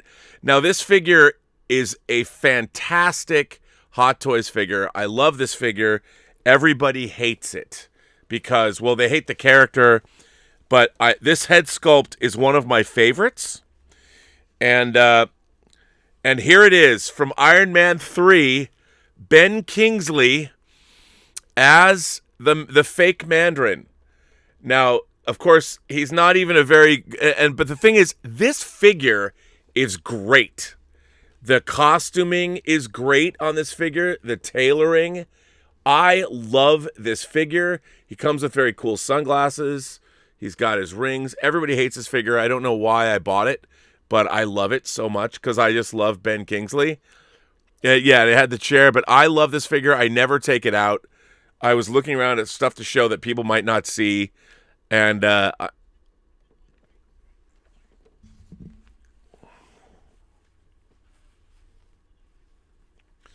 mean, this head sculpt is dope. It looks, yeah, it really is amazing. And the clothing is great, but everybody hates his character and hates his figure. But this redeems it for me. I absolutely love it. And I don't know what you guys think, but I do not apologize for this. No. Like I said, good character. I'm just sad that he wasn't actually the true Mandarin. Because Ben Kingsley is an incredible actor for a start. Absolutely. Allowed him to play two polar opposite characters in the same film. And to pull that off in itself was an incredible feat. But I just thought the Mandarin itself in the film was just so kind of determined that I thought this is going to be a great villain for Tony Stark. This guy is so resolute. Look at this on the sleeves. Look at this design work on the sleeves and the rings. I mean, I don't know. Hot Toys really went out. I don't know who decided to make this figure, but they spared no expense, and none of this figure is one of the best, I think, Hot Toys figures that has ever been made in terms of likeness, costuming, and all that. All for naught. Nobody buys him, but you can get it cheap. If you ever wanted to if kids love Ben Kingsley, they do. And if you ever wanted a Ben Kingsley action figure with a chair, this you can probably get for half retail. Wow. Because nobody wants it. I was thinking of pulling the trigger on a figure this week. Oh. I was getting itchy fingers. And I even went all the way up to the checkout. What? And when I went to the figure was Star-Lord. Okay.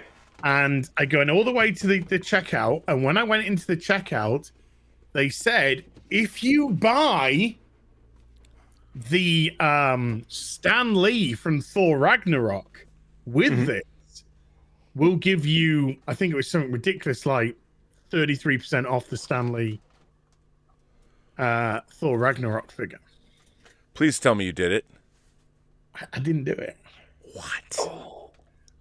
There was just something I got, something distracted me, and then when I went back to it, I just shut it down. Elizabeth, my girlfriend, she loves Star-Lord. And I have the original Guardians of the Galaxy Star-Lord. It's still my favorite Star-Lord figure that they put out. Best one, in my opinion. I like the long jacket. However, Elizabeth she's been absconding with my action figures now because she's making her little stop motion movies. And I knew I would lose that Walkman. I can't let her touch these things. So I did order her a Star-Lord from Toys Wonderland. So they have you to thank for that. But I wanted to see how paying for it on time works. Is it the same as Sideshow? And they do you have to like log into a different thing. But I've been very happy with how that's working. So Toys Wonderland, buying something on time is okay. So I think if you can't do something exceptionally well, find someone who can. So they found Partially, and they are a third party who handles all of the payments and all that sort of stuff. So that's exactly what they did. They did a software as a service type deal with them, and now all the payments go through them. So you don't have to worry about some janky little web portal that someone's made for 10 minutes here, HTML editor. It's actually a proper company that'll handle all the payments and everything. Thank goodness. So yes, I haven't used it myself, but apparently it's good. Yeah, and I might have accidentally hit something about that Ecto 1 for the 6-scale Ghostbusters figures, but shh, that's not going to be for 2 years, so who's going to know? All right. Are we going to discuss you know what? I don't know. That's cryptic. I need more than you know what. Okay. Yeah. Just in case we're not going to discuss this, I'm just going to put it into your our Twitter chat. Oh.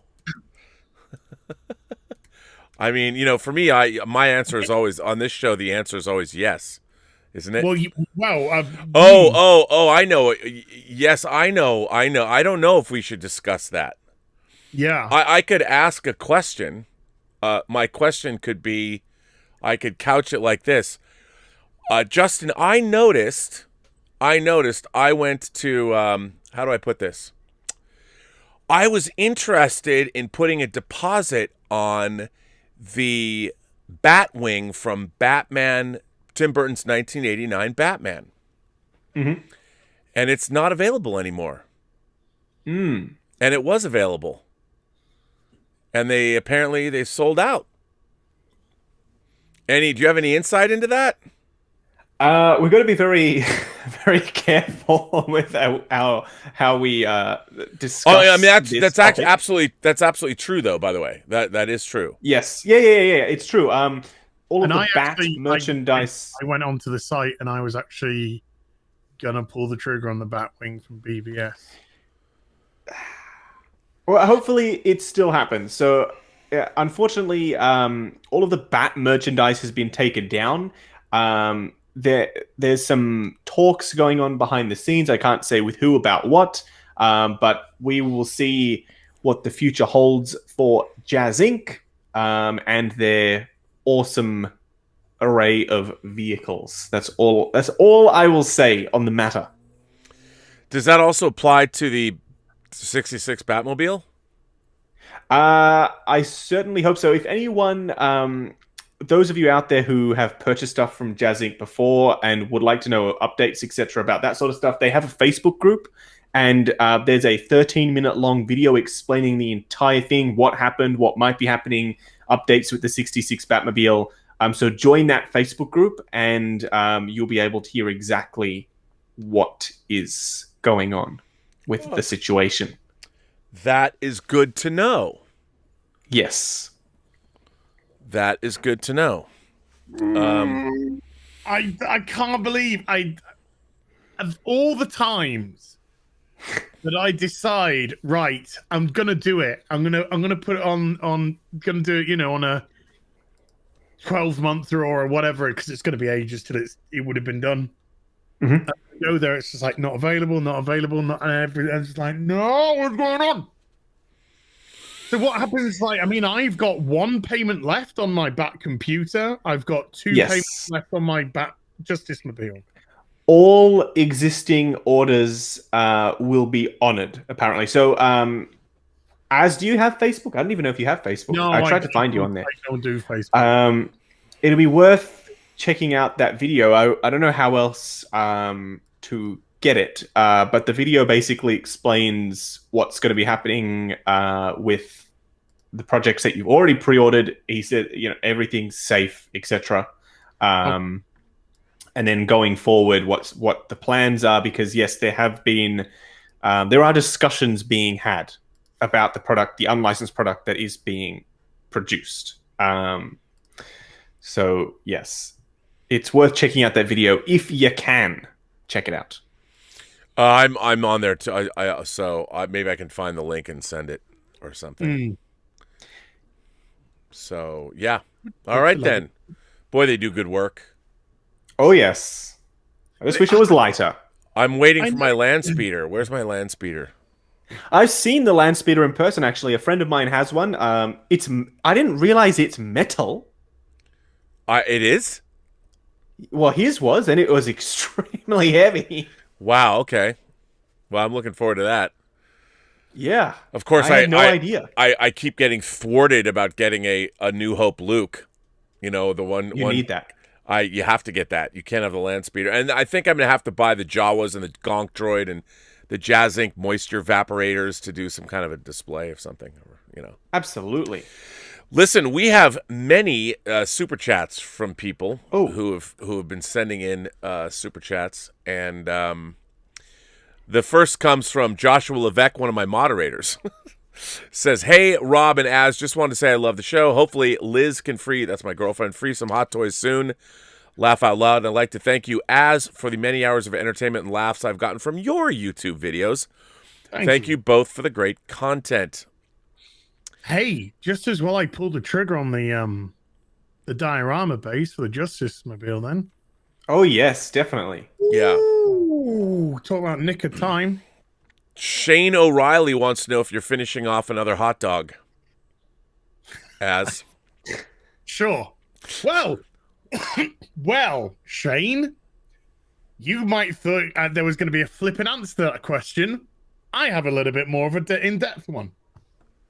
In 2 hours' time from now, my weekly shop's going to arrive from the supermarket. And I have ordered this week, due to the constant discussion of hot dogs, I have ordered some hot dogs and some hot dog buns with some onions, and I got some mustard. I'm going to make myself a hot dog. Are you going to do it live? No, but I might eat it live. You should stream it. I'm telling you. I might make it, bring it up ready for a stream, and just start the stream with me throating a hot dog. Well, Anonymous sends in a tip. Thank you, Anonymous. I appreciate that. Sean sends in a tip. Anonymous also sends in another tip and says, will there be a Cara Dune 6-scale hot toy? Will it be made?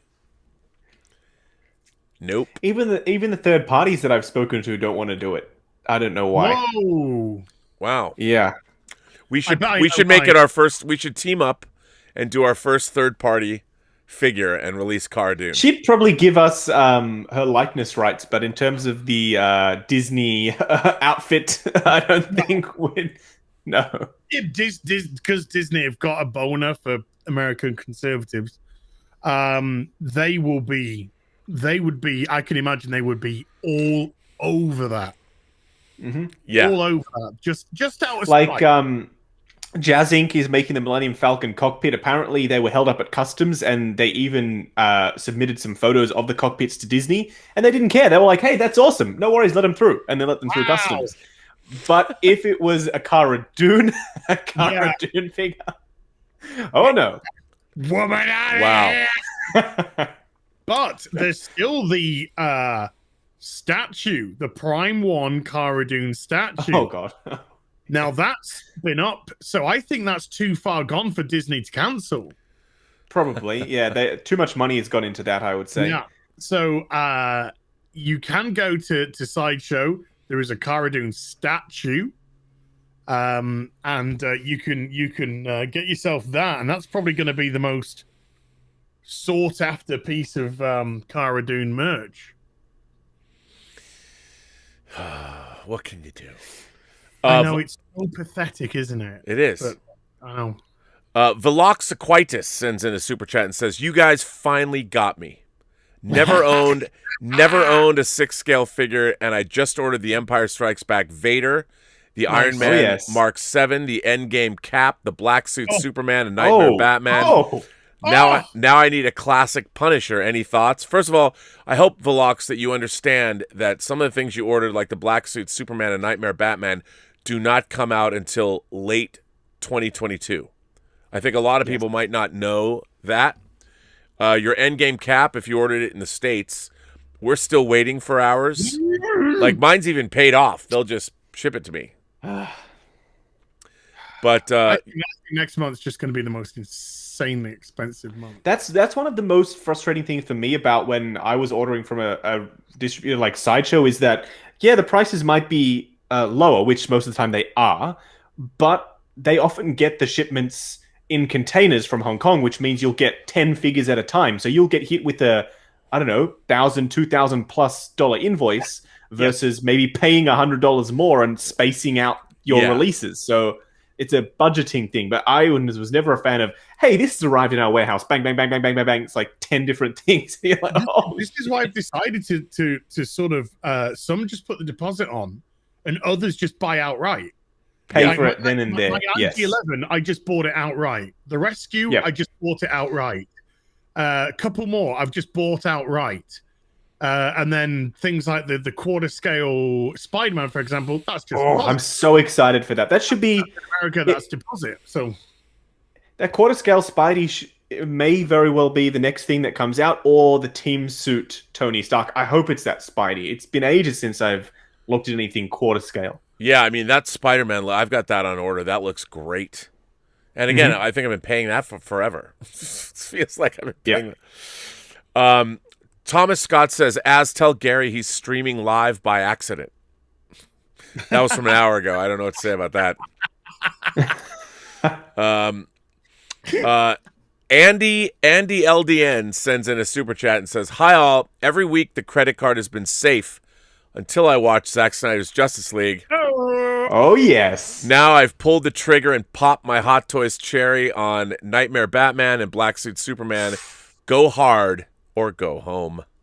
Well, Andy, just know that those come out in 18 months?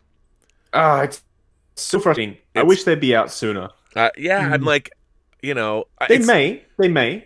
Yeah, that's true. They might come out sooner, but sometimes they surprise us. The Spider-Rama Mark IV, only 6 months between announcement and release, and it's not an easy suit to do either, with the UV reflective paint all over, with the hex pattern and then the big pylons that light up and everything. So it's very possible that it could be less time. Yeah, and I'm hoping it is. That would be good. I wouldn't, but I think that figure set's great. If that's your first foray into Hot Toys, that's a great set to have. Butt Crack Studio sent in a super chat and says, "I just watched the Snyder Cut. I'm tempted to get that Superman and Batman duo. Do it." Yeah, I mean, doesn't look like the chat are too bothered. It's in a pair either. No. It's the vocal minority that have Nightmare Batman or just weren't going to pick it up anyway. I find that always speak the loudest. But I think most people are happy just to be getting the Black Suit Superman, just like we are.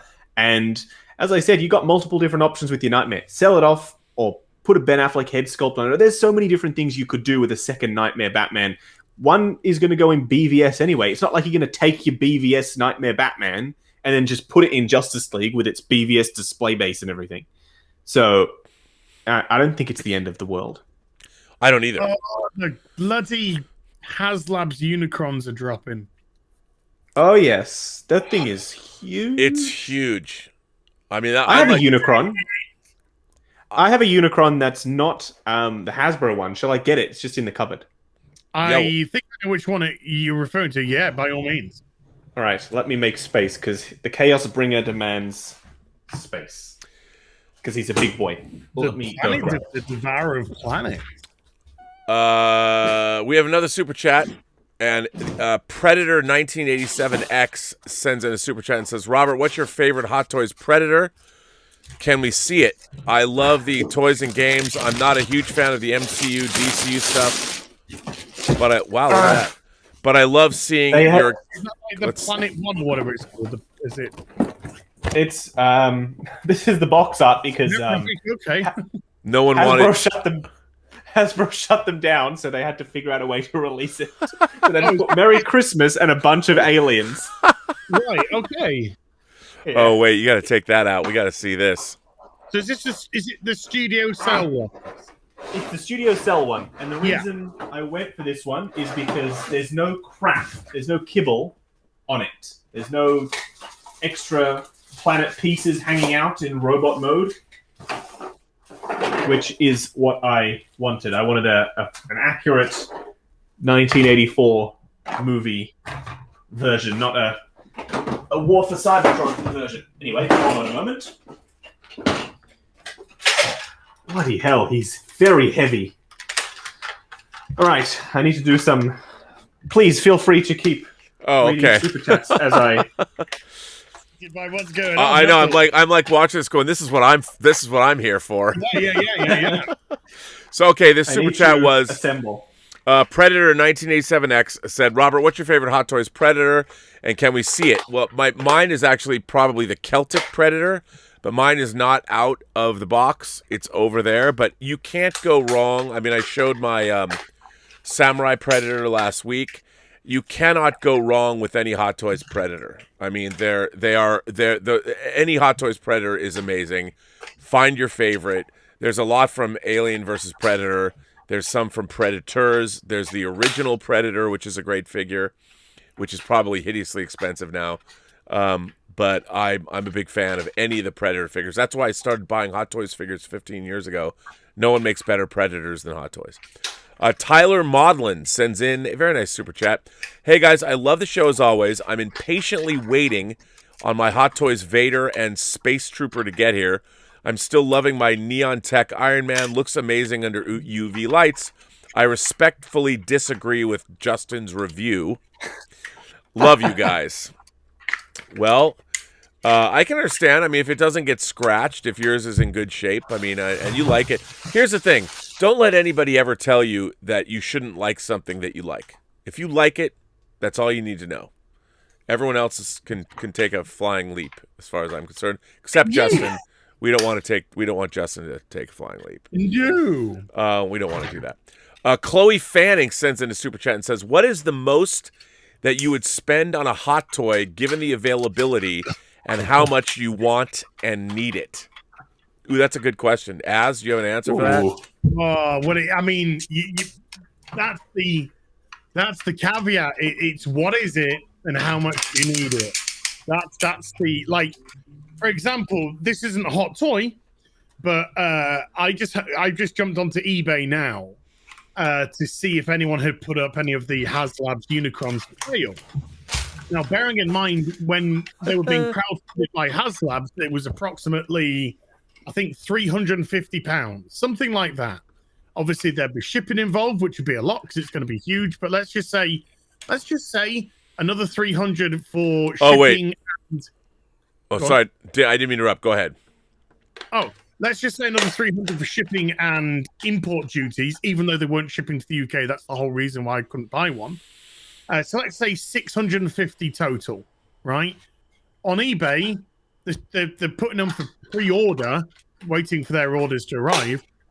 Minimum £2,000. What? I'm not gonna pick one up for $2,000. I'm not. No.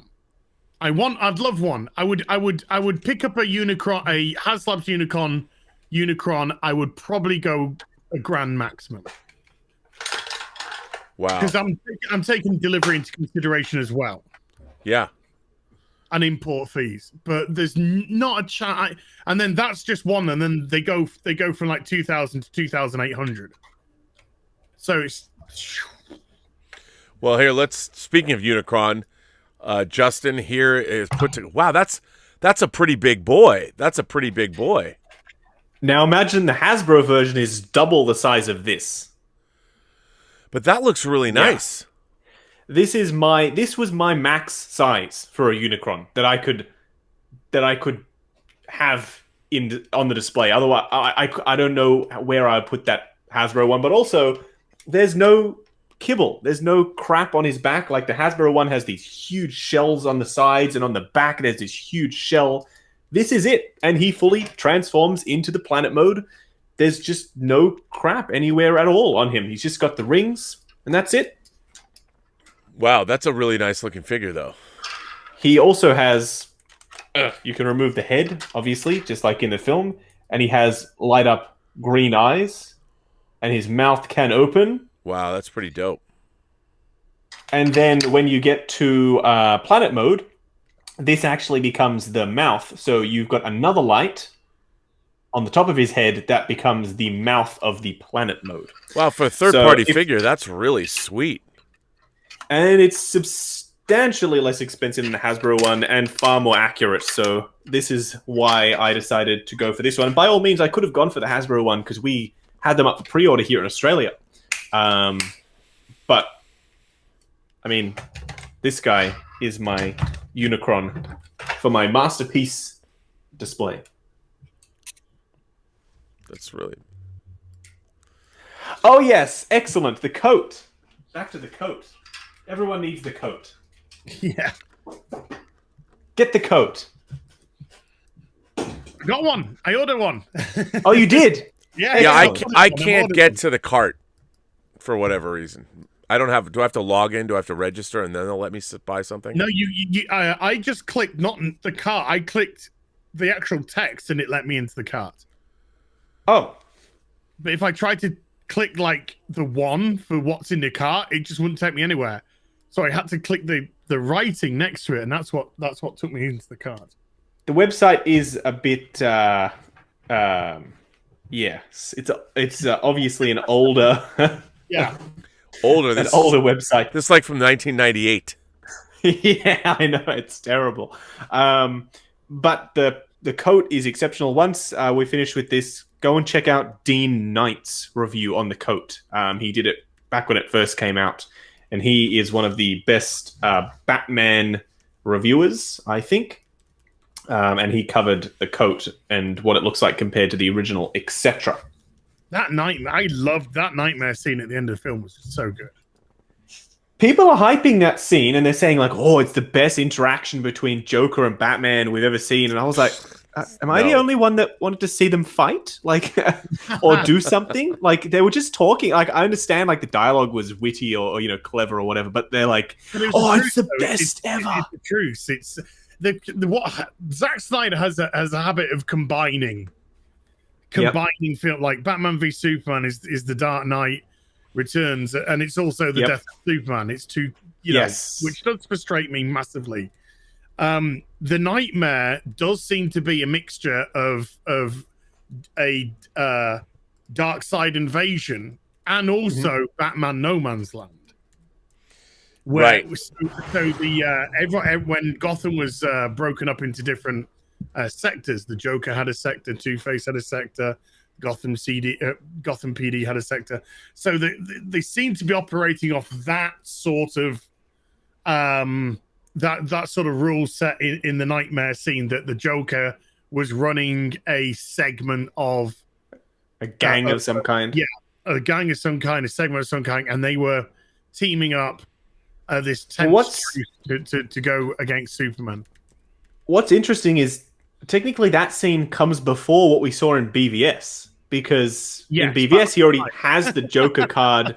He has the card on his gun, right? Yeah. So technically this is like not even a continuation of the Nightmare timeline like people are saying. It's actually just like a precursor to it.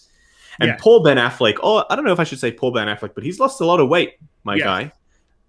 He didn't really fill out that cowl as well as he used to. No, and at the end, he looked, when he was with Martian Manhunter, I know, I was like, oh my god.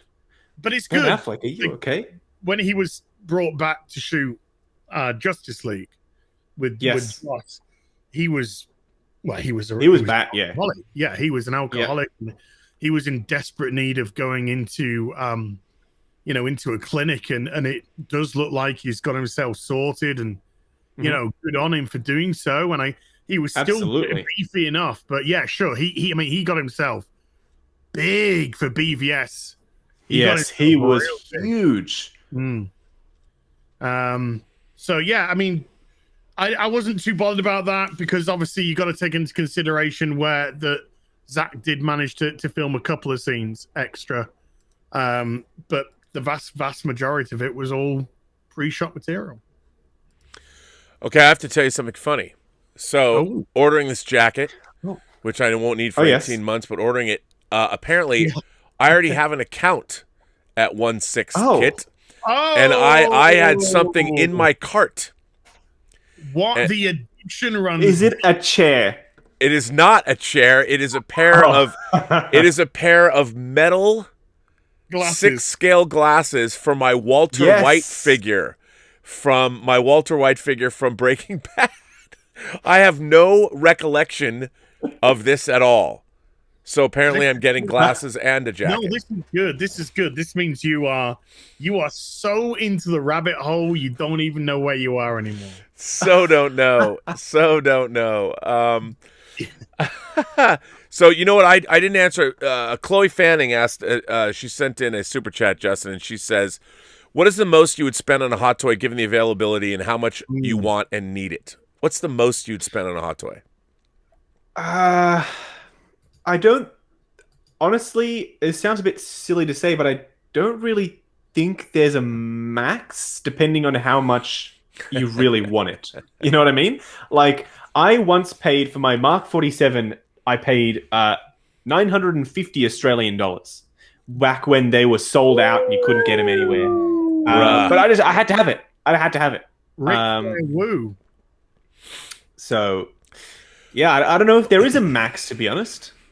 If you want it that badly. Judge, there's no judgment. Yeah.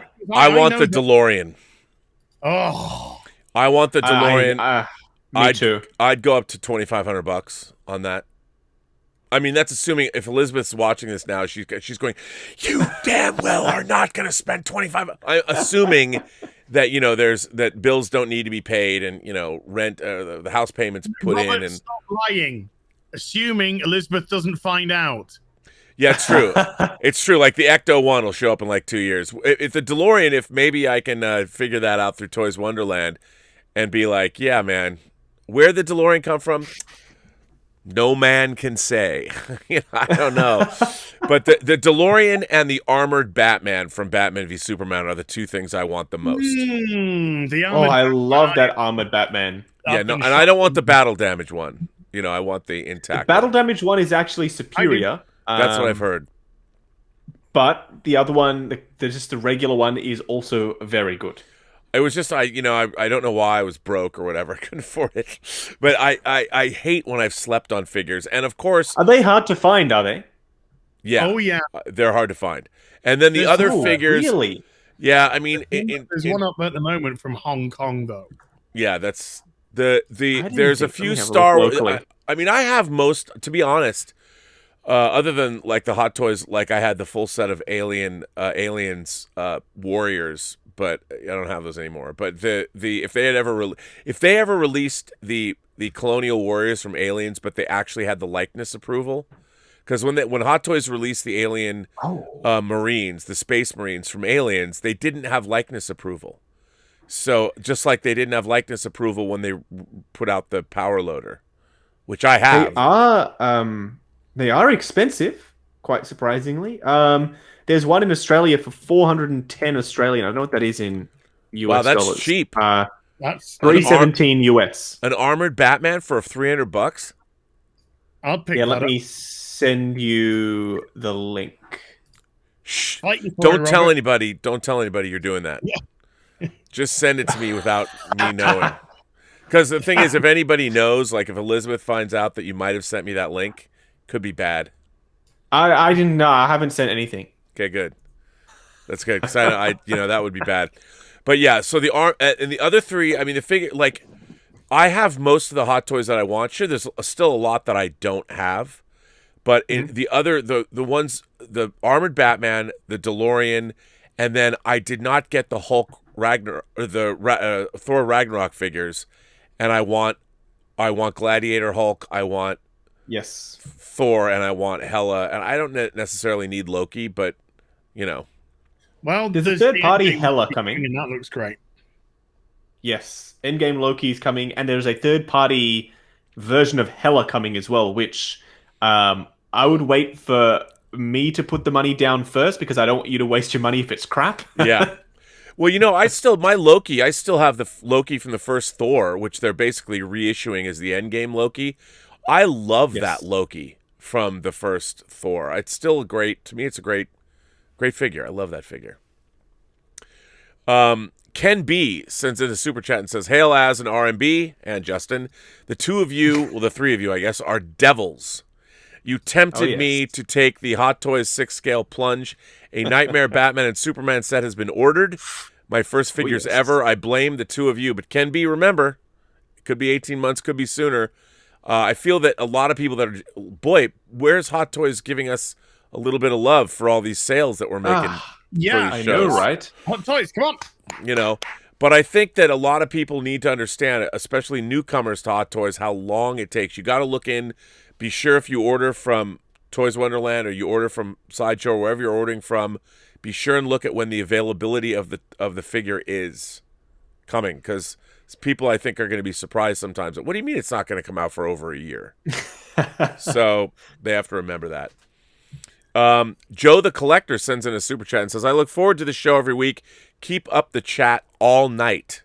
Please, guys. By the way, that's at least 3 people, to my recollection, in this stream alone that has said, thanks to you guys, we purchased a Nightmare Batman and Darksuit Superman. That's At least they're thanking $1,500. us. On. At least they are thanking us.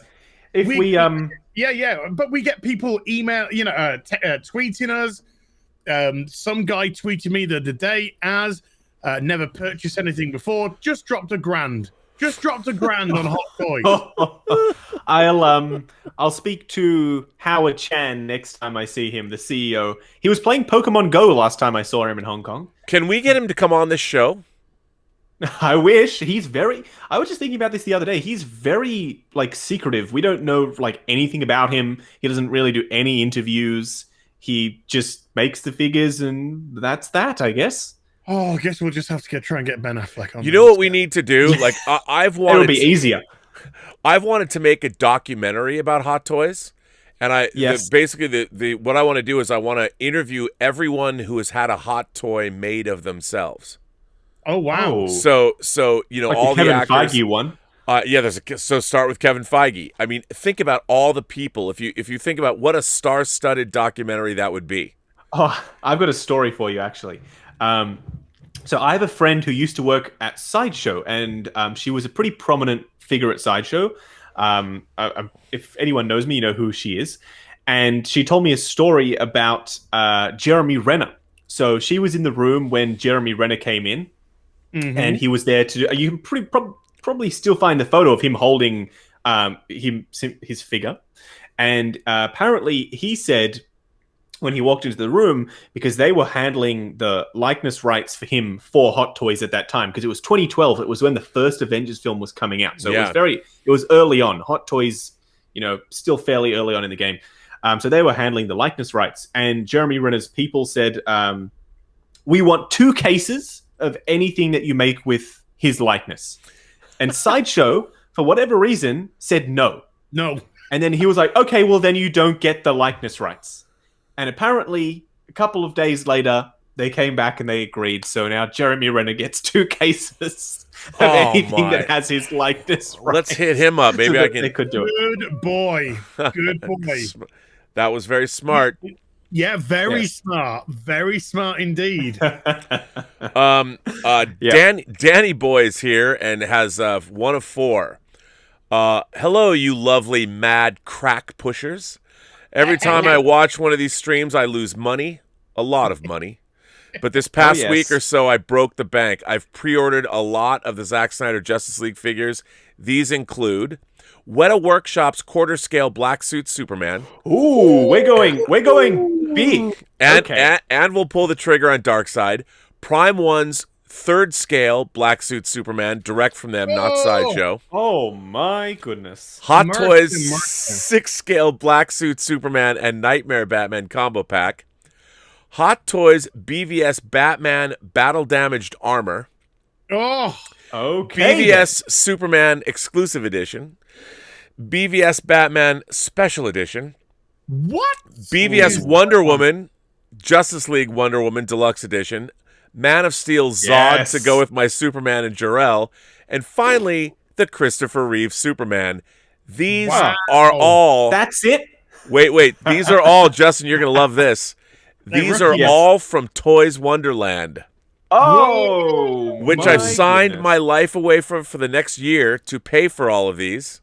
And I will have to hide my future bank statements for my other half or suffer the wrath of Khan. We should do like a therapy session about all the men, and I'm sure, I don't know if women would do this because women are more practical than men are. I can't imagine a woman, and this is not sexist, I'm speaking purely from a practical standpoint, I cannot see a woman buying like a bunch of Hot Toys figures and not pay her rent or her power bill. My or wife eat doesn't ramen watch for a this month. Show. My wife doesn't watch this show, so I can speak honestly. But Ms. Collection likes fancy handbags and shoes.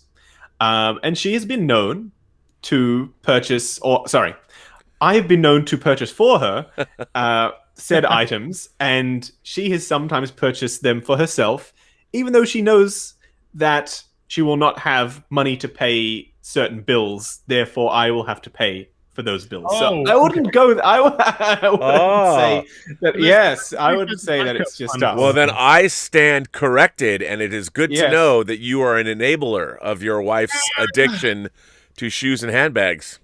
Do you want to see the dog? Because that is her latest. Oh yes, request. we have to see the dog. All right. Oh. I don't know where she is. I'll have to summon her. Hold on. Oh yeah. I just got onto Toys Wonderland to see how much Dawn of Justice armored figure is. Is it? It's 900 Australian dollars. Yeah. 500 quid. Yeah, no, can't do it. Can't do it. Not with import fees. Not with delivery on top. No. Wouldn't be prudent. Yeah, no. Not good. Not good. There's the fourth. There is the fourth. Nightmare Batman and Black Suit Superman Hot Toy. Come on, right. I'm going to speak to Hot Toys. Oh, look at that guy. Oh, wow. Now, hello. What kind of a dog is that, and what is the dog's name?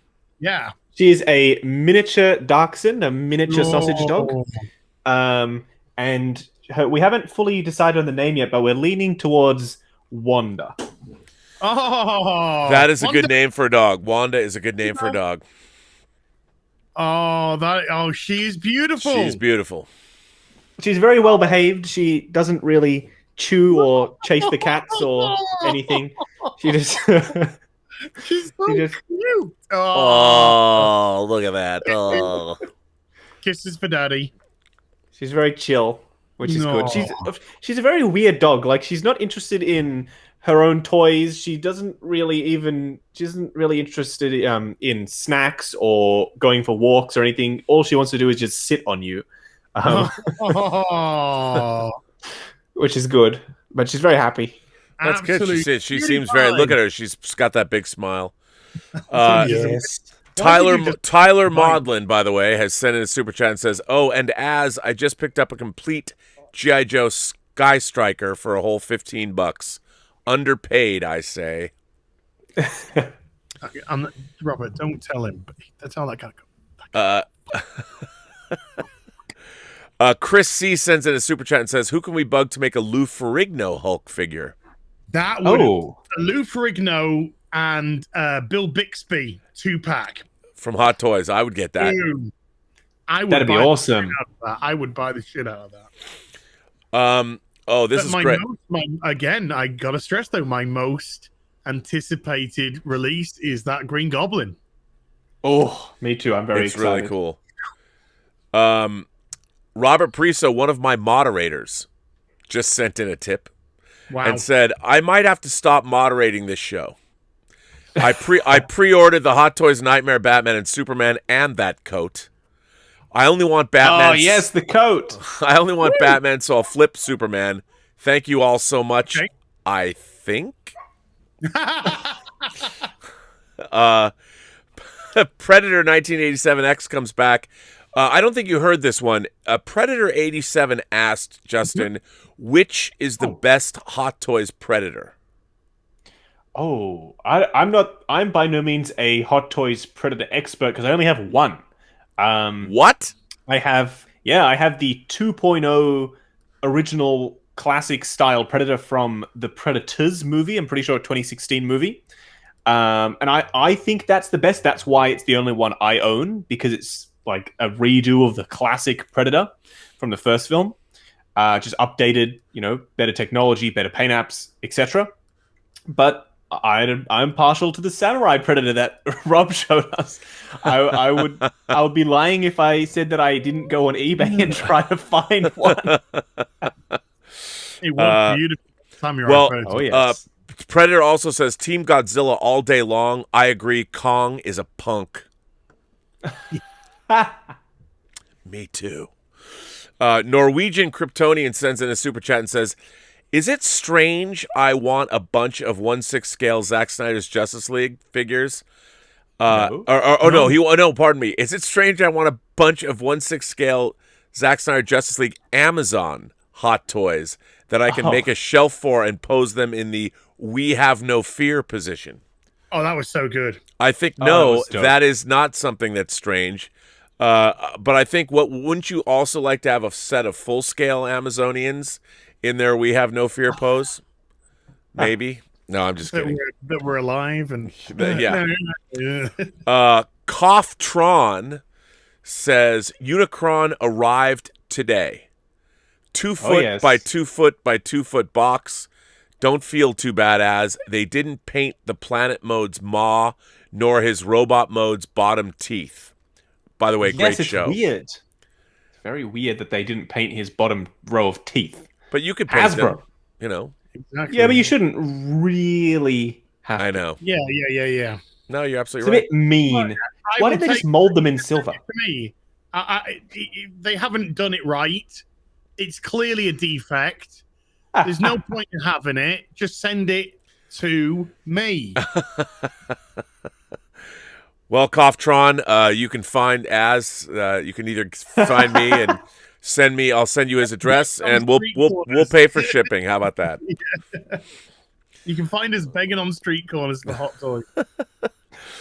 That would actually be a good sketch. Maybe I'll go buy an on-ramp and do you have any hot toys on the street for hot toys? Yeah, there we go. Matt Lyons sends in a super chat and says, "This show is bad for my wallet. I've had to create a spreadsheet to keep up with all of my pre-orders. Is that normal? I think so. I think it's normal. That shows responsibility, sir. You're being very responsible about your pre-orders. Are there any decent Uma Kill Bill figures out there? Keep up the good work." Actually, I've seen a few third-party figures. There are some third-party ones. Nothing. The Star Race one, which is the official one, is a bit. It's not good. It's not good. It's not good. It's not good. It's not good. Just the third-party ones. I would say there's a company called iMini-Me who made the best one, but she is extremely expensive. So yeah, unfortunately, not that many out there. Yeah. It's a bummer. This is a good one. iCanless sends in a super chat and says, "Hail, Rob, Az, and Justin. You were talking earlier about how picky some collectors are about spending on damaged or incomplete figures. Not long ago, I got an episode 4 Darth Vader for $200 on eBay because the interrogation droid was missing the needle. Thankfully, I have a 3D needle printer." Always falls off, by the way. That sounds like something that's going to be really difficult to fix. Mindmorph became a member of the channel. Thank you, Mindmorph. I appreciate that. Coughtron says, hair trigger for a 6 scale Capaldi. If so, thanks, guys. I mean, get that Capaldi. Oh, wait. Zavi.co.uk. Peter Capaldi, 12th Doctor, £200. Pre-order coming in July. Do it. Do it. But we don't believe you until you send in a confirmation. Let's see that confirmation. Pull the trigger. The order number and your name and shit. This is a good one. I've never asked Justin about this. Just Plain Steve sends out a super chat and says, "I know Hot Toys has to make figures that will sell, so we may never see a Hot Toys Paste Pot Pete." That's a Spider-Man villain. But if you could pick one or two obscure characters to get a hot toy of, what would they be? Gentlemen, do you have...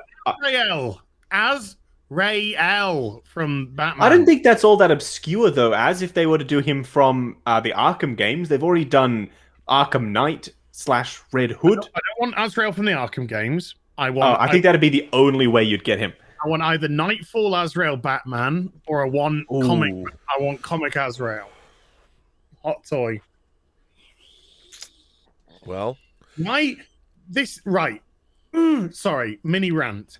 Okay, I have no idea whatsoever why they didn't pull the trigger on a Nightfall trilogy. When they were redoing Batman, they should have pulled the trigger on a Nightfall trilogy. You would have had the build-up in the first film. You would have had the Azrael Batman second film. And then you would have had the Azrael versus Batman third film. It would have written itself Why have we not seen live action Batman Beyond yet? That I don't know. That's just begging to be made. I know. Just take your pick. We have a lot of old Bruce Waynes now. Michael Keaton's ready to go. I think it'd be great. That would be a great series. I said he's unsure whether or not he's appearing in anything anymore. Yeah, that's it. He says he's too busy. He's got to come back. Oh, well. If they've got Ben Affleck in that Flash movie, I'm happy. I don't even believe that Flash movie's happening until they start filming it. We've had so many. I'm gonna be in the Flash movie. Apparently, everyone's gonna be in the damn Flash movie. Listen, my answer to the question about obscure figures is I would have said, because I never thought we would have ever got one, I would want a Hot Toys Moon Knight. But guess what? That might be happening. Guess what? Hey. I think it's going to be happening, and I am all there for that. That would be. But there are other movies like old science fiction movies that I would love to get Hot Toys figures from that they'll just never make. And they used to make things like, I really like their RoboCop line. Yes. It's great stuff, but I don't know if those sold very well. I mean, I don't know. I love their Crow figure. My favorite Hot Toys figure of all time is my Vito Corleone from Godfather. It's my favorite. The thing with the older 80s franchises and stuff like that is we all love like Terminator and RoboCop and Aliens and all that sort of stuff. We love it, right? Mm-hmm. But the younger generation, especially in Hong Kong, right, they don't know what the hell that is. Right. They haven't seen Terminator and all that sort of stuff. So that's why they didn't sell. Whereas if you make an Iron Man, like a Mark 50, well, then that's game over. Right. But I would like to see Ultron from the end of Age of Ultron, but the like prime version, this like final version of Ultron, or Crossbones from Civil War, because they made one and they had him on display. I've got photos of it. They had him on display at Secret Base, not at a Comic-Con, but actually at the retail store. They had him on display. They never made him. Yeah, I hope they make it. Like, I want to get a Taskmaster from Black Widow. They will. They absolutely will. They have already shown the prototype, actually. Oh, that figure looks great. It looks beautiful. Yeah, and the white. Yeah, I wouldn't mind getting Baron Zemo. I will probably get one depending on how good the suit is. Yes. Yeah. Oh, I had to break my mum's heart the other day. Oh. I had to break my mum's heart. She, my mum, I've given her access to my Netflix. She's 77 years old. Justin. This is the greatest thing that's ever happened to her in her life. She calls me up the other day. She's like, because my mum's like a devout Christian, devout Christian woman. And she's like, I'm finding myself watching all sorts of films, like stuff I'd never watched before, sex, violence, bad language, and I'm watching them all. And then she'd recently said how much she'd love the Equalizer with Denzel Washington. And yes. Sequel. And then she says to us, I was watching this really good film, she said. And there was this guy and his sister was kidnapped and then she was murdered. And he was a king, or he was called King or something. And I was like, oh, that's the Chadwick Boseman King of the World or whatever it's called. She's like, yeah, that's the one. And she's like, oh, he's so handsome. I was like, oh, Mum. I'm like, oh, he passed away last year. And she's like, no. I was like, yeah. I said, unfortunately, the big C got him, and she was mortified. My mum had a crush on Chadwick Boseman. Wow. Well, you can get her a hot toy. I said, hey. I said, look, you can watch him in these films, as Black Panther. And so hopefully she'll get some solace from that. S Beam says, I finally got the Hot Toys Qui-Gon waiting for me at home to open after work. I'll have a review on my channel soon. I love this show. Keep up the great content. Well, thank you, S Beam. I love that figure. I love that Qui-Gon figure. I think it's absolutely great. He is. Really good figure. Message from the... Yeah. Universal Key has sent in a super chat and says, "Enjoy the show, guys. What do you think is the best likeness on a Hot Toys figure?" The Qui-Gon is great. The Scarlett Johansson Black Widow from Endgame is freaking phenomenal. It's really good. Yondu. Yondu is really good. Yeah. Yep. Nebula. That's really good. One is freaking something Shuri. else. There are so many. Shuri is amazing. The new Peter Parker Tom Holland head sculpt from the upgraded suit Spidey. Incredible. Incredible. So there are a lot. It'll be very hard to say definitively what is the best. Yeah. I think to me it's either the Qui-Gon or the Scarlett Johansson. For what I personally own. Yeah, I think when that Boba Fett comes out, the Boba Fett may. Oh. Yeah. Oh, that Tamara Morrison head sculpt looks insanity. Yeah. It's unbelievable. Unbelievable. I think the Bruce Wayne from the Justice League Batman's pretty damn good too. Yes, it's very good. I think it's a good one. I think the Two-Face, Yes. Aaron Eckhart one is really good from the Two-Face. That is good. And even though it's an older figure, I do think the Anne Hathaway Catwoman from Dark Knight Rises is a good. That's a good likeness as well. They're getting so good now. They really are getting so good that they're getting complaining about minute details. Yes, I was about to say. No, that shows how much improved they are over the years. Yeah. Well, gentlemen, we are approaching 2:30. Again, another 2.5 hour show that seemed like 10 minutes. Crazy. But hey, we've all bought jackets during this. We bought clothes during this show. We went clothes shopping today. Hey, excellent. I purchased something today on stream, so I bought a coat. I bought a. Me too. I may have put a bid on something on eBay but I may not. That coat for $30, it's a pretty good price for that coat. I think so. And I may have sent Rob a link to something. Yeah, don't tell anybody. Who that. knows? You're not supposed to tell Who anyone. knows? It was May. Give it to me. Now I got to get those Ragnarok figures. Why did I sleep on those Ragnarok figures? All right, send it to me. I know. Send me a link. And those figures are what did they not make very many? I mean, it's just I don't know. They didn't make a hell of a lot, especially the Road Worn Thor, which is my all-time favorite Thor, with the Surtur skull that you can magnetize to his back.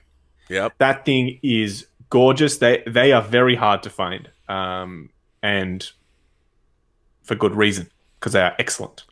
Yeah, and you know what? Oh, go ahead. No, I was just gonna say I'm kicking myself because the other week, an Age of Ultron Hulk came up on eBay, pre-owned for $420, and I should have just pulled the trigger. I don't know why I didn't pull the trigger there and then. Are you a member? Oh, you're not on Facebook, but there are a lot of UK Hot Toys groups, and they sell stuff for far less than eBay prices. I'm a member of some. I don't know how they invite me, but yes, they have deals that you wouldn't find on eBay. So it might be worth having a burner Facebook account just to go on Facebook groups, because the collecting groups take care of their own, and usually the prices are far more reasonable.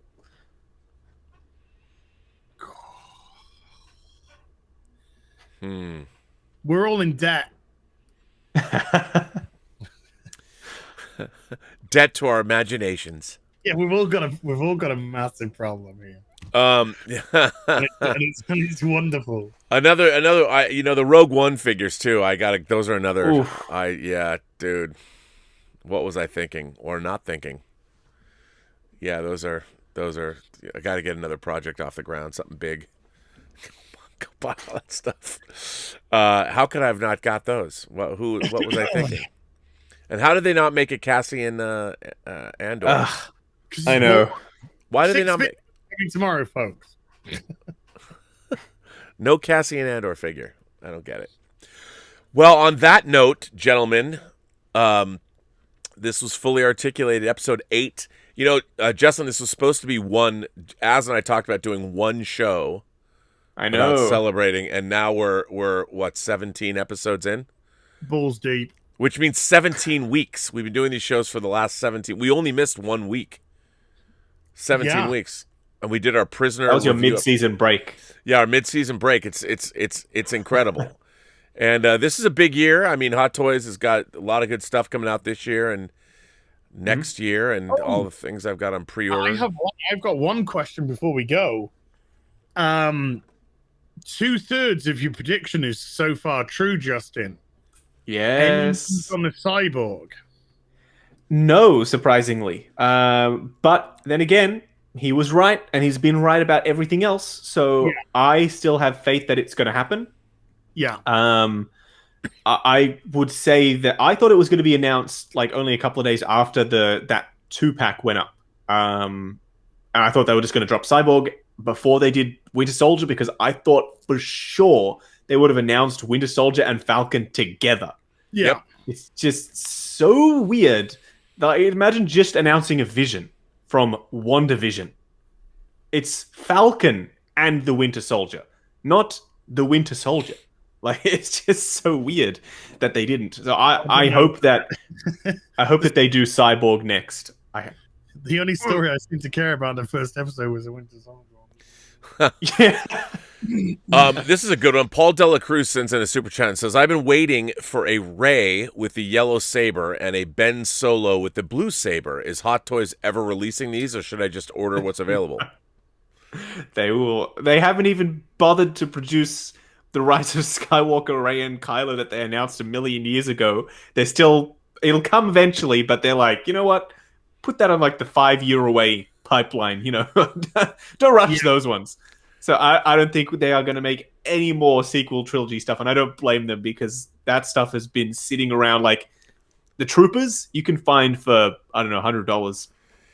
It's pretty amazing. I mean, I think that really speaks to, people are always saying, well, the merchandising. It's not.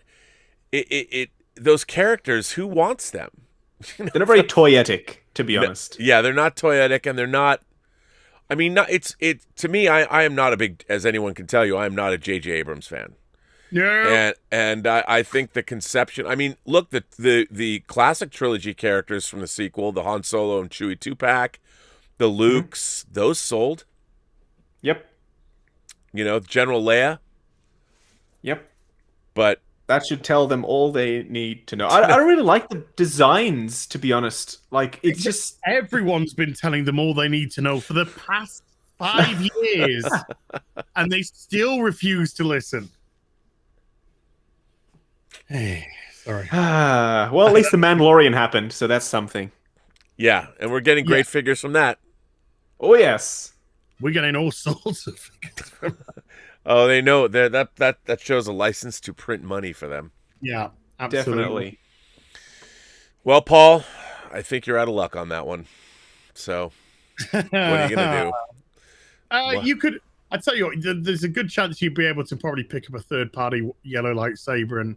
Oh yeah. Or just paint it yellow or something. Like it's her staff, like the end of her staff that she turns into. I believe that she created a whole new hilt at the end of the film. And anyway, someone will be able to 3D print that for you and put a yellow stick in there. Somebody probably already sells one. Just like decent characters.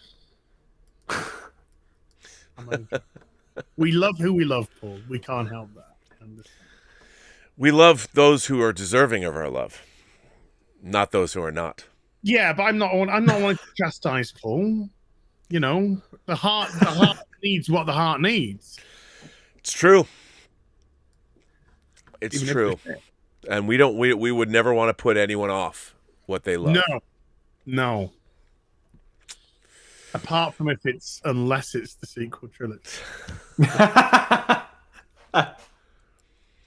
Well, yeah. Well, gentlemen, on that note, I think we're going to end this another epic 2.5-hour stream that cost a lot of people a lot of money, which we do not apologize for. All of you, I mean, I know there's charities in the world that need all our help, and there's people that are in less need than we are. But when it comes to this particular subject matter, we can't help ourselves. It's all about us. We got to It's have all And fun. the coats. We got to. And what we want. And that doesn't mean you're not looking after your fellow man by buying a 6th scale version of your fellow man. It's okay. So don't apologize. Never say. I raised money for charity recently. My conscience is currently, It's true. It's true. I was on a charity stream. We raised money for the Latino Theater here in LA. It was an epic stream. I was happy to be a part of it on Latino. By the way, Latino Slant. It's a new channel that I've been streaming with Paulie at Latino Slant. Go join his channel. He does a lot of great work. He focuses a lot on modern Latino music and artists on his channel. So he's a new channel. Go subscribe. That's Latino Slant, and it's a great channel.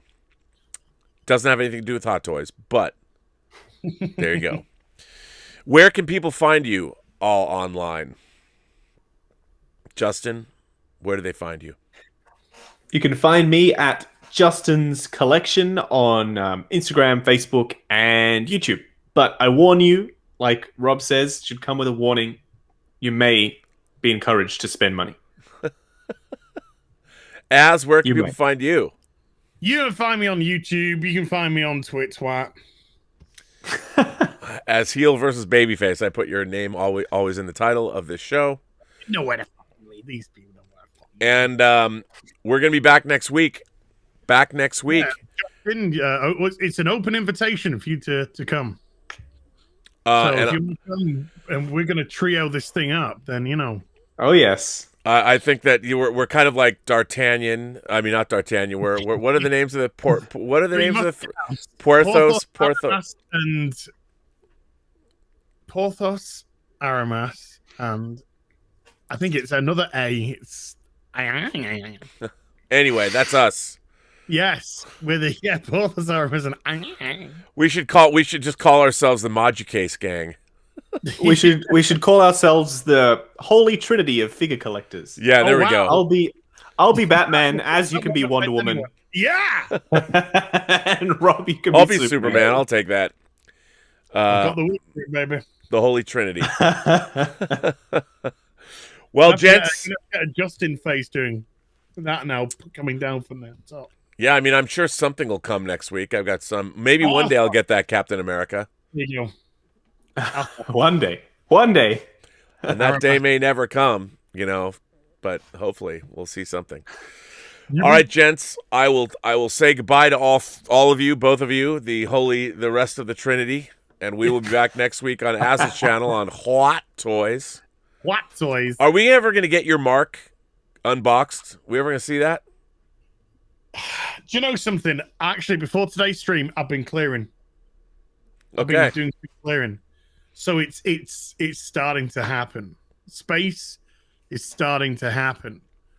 There's going to be a lot more clearing because I've got something going on at the minute. There's going to be a lot more clearing as the course of the next week goes on. We got daylight saving this weekend, so we're going to be back to 8 hours. So it's going to be back to 8 p.m. next week. So I think you get an extra hour in bed, Justin. There you go. Don't worry. Thank goodness. Because of daylight saving. But yeah, it's starting to happen because I got Siri, I've got Mark, I've got Robin, all statues. I've got Jabba the freaking Hutt, 1 in 6 scale, which is in a box which is bigger than the Sideshow Prime 1 statue of Robin. I've got a Lego police station prestige. Come on, man. Free the Yeah. toys. Free the toy, ladies. Free the toy. All right, gentlemen. I will bid you all. I will say, be seeing you, just like we say. We're seeing you. And we'll be back next week. Oh, wait a minute. Before I go, hold on. Hang on a second. Wait. I want to thank you to all my moderating staff. By the way, I want to thank Mike Bodden. I want to thank the Richard. I want to thank Joshua Levesque for being here. I want to thank Robert Pariso. I want to thank the fact that I have moderators that actually send in super chats and tips while we're on the air, which, what can I say about that? Thank you very much. Let's see who else is here. I don't know. Bunyan Snipe is here from the UK. I want to thank them for being here. I want to thank everybody for supporting the channel via super chats and tips. That's all very nice. And if you do want to send us letters, it is free of charge. You can send them to my website at theburnettwork.net. And you can send us any letters you want. If you want to send us pictures of your collections or chastise us for making you ruin your relationship with your significant other when they find out how much money you don't have in your bank account, you can send us those letters too. We're happy to read them on the air, but please send us a picture of your significant other's angry face. We'd like to see. I was wondering where that one was going to go. We'd like to see that, and of course, you know, we do appreciate your constant love of toys, and that you keep your childlike sense of wonder alive. And on that note, good day, sir. Remember, every person you meet has a story to tell that you have yet to hear. All you have to do is listen.